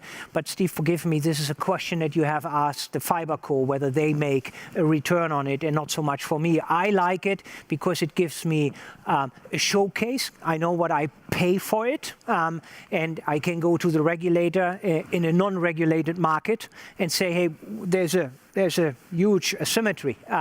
And second, it gives me something to support us on FMC in the future. Okay. So on the earnings guidance, Steve, first of all, yes, we assumed the 50% stake in T-Mobile US. And again, let me repeat, this is where we said greater 175. And we assumed the current tax regime, which we have in the US, because we don't want to speculate where the corporate income tax is moving towards from 21%, nor do we want to speculate on a minimum tax burden, which is also being discussed. So I think we wait until the environment has come to or the politicians have come to a conclusion. But that's the answer for your question. Sorry. Very good. And Steve, let me say, I work in the finance department of Deutsche Telekom, and I'd love to welcome you as a colleague. Okay, so let's work on that. And before I pass on to Tim for his closing statement, let me just thank you all for your kind and patient attention, the many good questions we have had, and also thank the management team and all those who have supported them to prepare these presentations. I'd like to thank my team for their dedication and their hard work. And I hope you take something away from this Investor Day that is, what we wanted to convey, which is our spirit of acceleration and excitement about the future and this very significant, highly visible and great earnings growth that is ahead, and how we will balance our capital allocation so it's to the maximum benefit of our shareholders. And with that, I pass on to Tim for his closing statement. Thank you.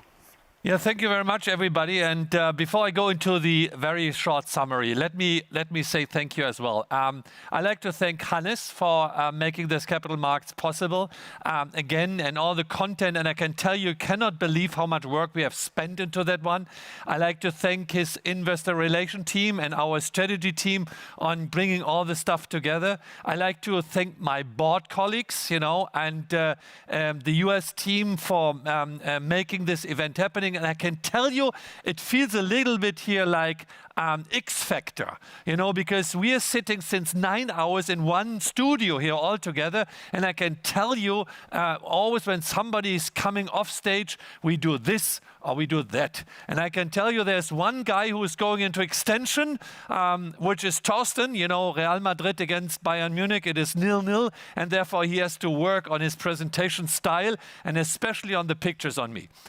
There's another thing I'd like to thank everybody who made this event here, even, from a COVID-safe working environment possible. So you cannot believe how difficult it was. And hopefully it was the last time that we had these difficulties. And even the technical stuff here, I'm very proud about technicians, about the camera people and all the people in the studios here, because it showed the digitization and the virtual world is really working. There was no slippery, nothing. Our network was always stable, allocating all the details. So great work. Thank you for that one. Now, summary. And I do that quickly because I know you are tired. I'd like to thank you for listening to us for 9 hours. And I was thinking about a picture. And you're sitting at your home offices and watching us for 9 hours. Think about watching 9 hours a Netflix series. How you feel after this binge watching of Deutsche Telekom. I feel sorry for that one. Look, this was the 4th episode of binge watching Capital Markets Days of Deutsche Telekom. I'm a main actor. I'm still alive. This is surprising in Netflix series, but that is good. The rest of the team is there. So thank you for 9 hours of binge watching Capital Markets Day. I hope you got something. I have to say there's one colleague, she didn't join us today, which is Birgit Bohle, our head of HR. And she deserves an appreciation as well because she was listening for 9 hours to her team here. I found, we can compensate that. For all of you, we make an extra episode, 9 hours of HR. You will really enjoy that, I would say. Now, coming to some serious comments here remember on the last Capital Markets Days, I was on stage at the end and I was talking about the European market, a single market. I was talking about the regulation which is going to improve. I was talking about the opportunities of digitization. I was talking about the opportunities one might have in the US with a deal. And I was talking about growth. And at that point in time, I was sharing a lot of optimism in an industry which was in really dire states, in a very pessimistic and negative approach. And honestly, now 4 years down the road, we delivered. We were able to deliver a company and to show you a company which is growing. I will do that again. And I do it again. I know that now we have accelerated on what we did. We have delivered on a lot of things. And we even say our targets should be higher than they were the last time. But I do that again because I'm optimistic about the opportunities around digitization. I'm optimistic about the setup of Deutsche Telekom and its portfolio where we are today. I'm very optimistic about the team and the attitude, the culture Deutsche Telekom has evolved over the last years, which gives us a lot of self-confidence, to tackle the challenges which is lying in front of us. And therefore, I hope that we were able to share a bit of that optimism around that we believe, we have a really right to play, and we should be the choice, the pick which you should choose in the telco industry going forward. I think Deutsche Telekom is not a one-bet company. We are a multi-bet opportunity. From all the angles which we are playing in the US with the synergies, in Germany now with our fiber attack, when it comes to the 5G deployment, the B2B opportunities where we as a former incumbent have all the right to play and to grow. This is a multi-bet opportunity, and hopefully we came across that way. Now the but. I can tell you, if the cameras are off, I will tell my team one thing. Do you believe everything you have said? This leading here, this kind of premium there. We are the best. We are outperforming all the others. I can promise you one thing. We are coming down to earth. This is something which we are striving for. This is something we maybe get as a feedback in our industry.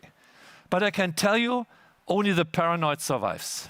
And if we talk about leading is not for me something static. Leading is dynamic. If we talk about leading European telco, leading is not something which is a benchmark to others. Leading is an attitude. It's the way how we're striving all the time to do the best for this company. And I cannot promise you that we will deliver on all these ambitious targets which we have laid out. But I can promise one thing, that we have the attitude to always do the best to achieve what we have committed over the last 9 hours. This is our playbook for the future. And we are trying to play that playbook as best with a leading attitude going forward. This world is not going to be easier over the next 3 to 4 years. We have this big conflict between China and the Americas. These two hemispheres which are decoupling. This is triggering challenges on the supply chain. This is triggering challenges about the volatility of markets. We have this huge indebtedness of our societies after COVID-19. We have the nationalism in a lot of countries who feel challenged from the rest of the world. We have political unrest in our society. And therefore, I think that the purpose of trying to help societies to become better, to enable societies for future wealth, to be sustainable in what you're doing, the purpose to bring that across into the companies and to your employees, this is a big driver for the energy which is needed to give orientation this time. Telekom will be a lighthouse, an orientation point for the society and its employees.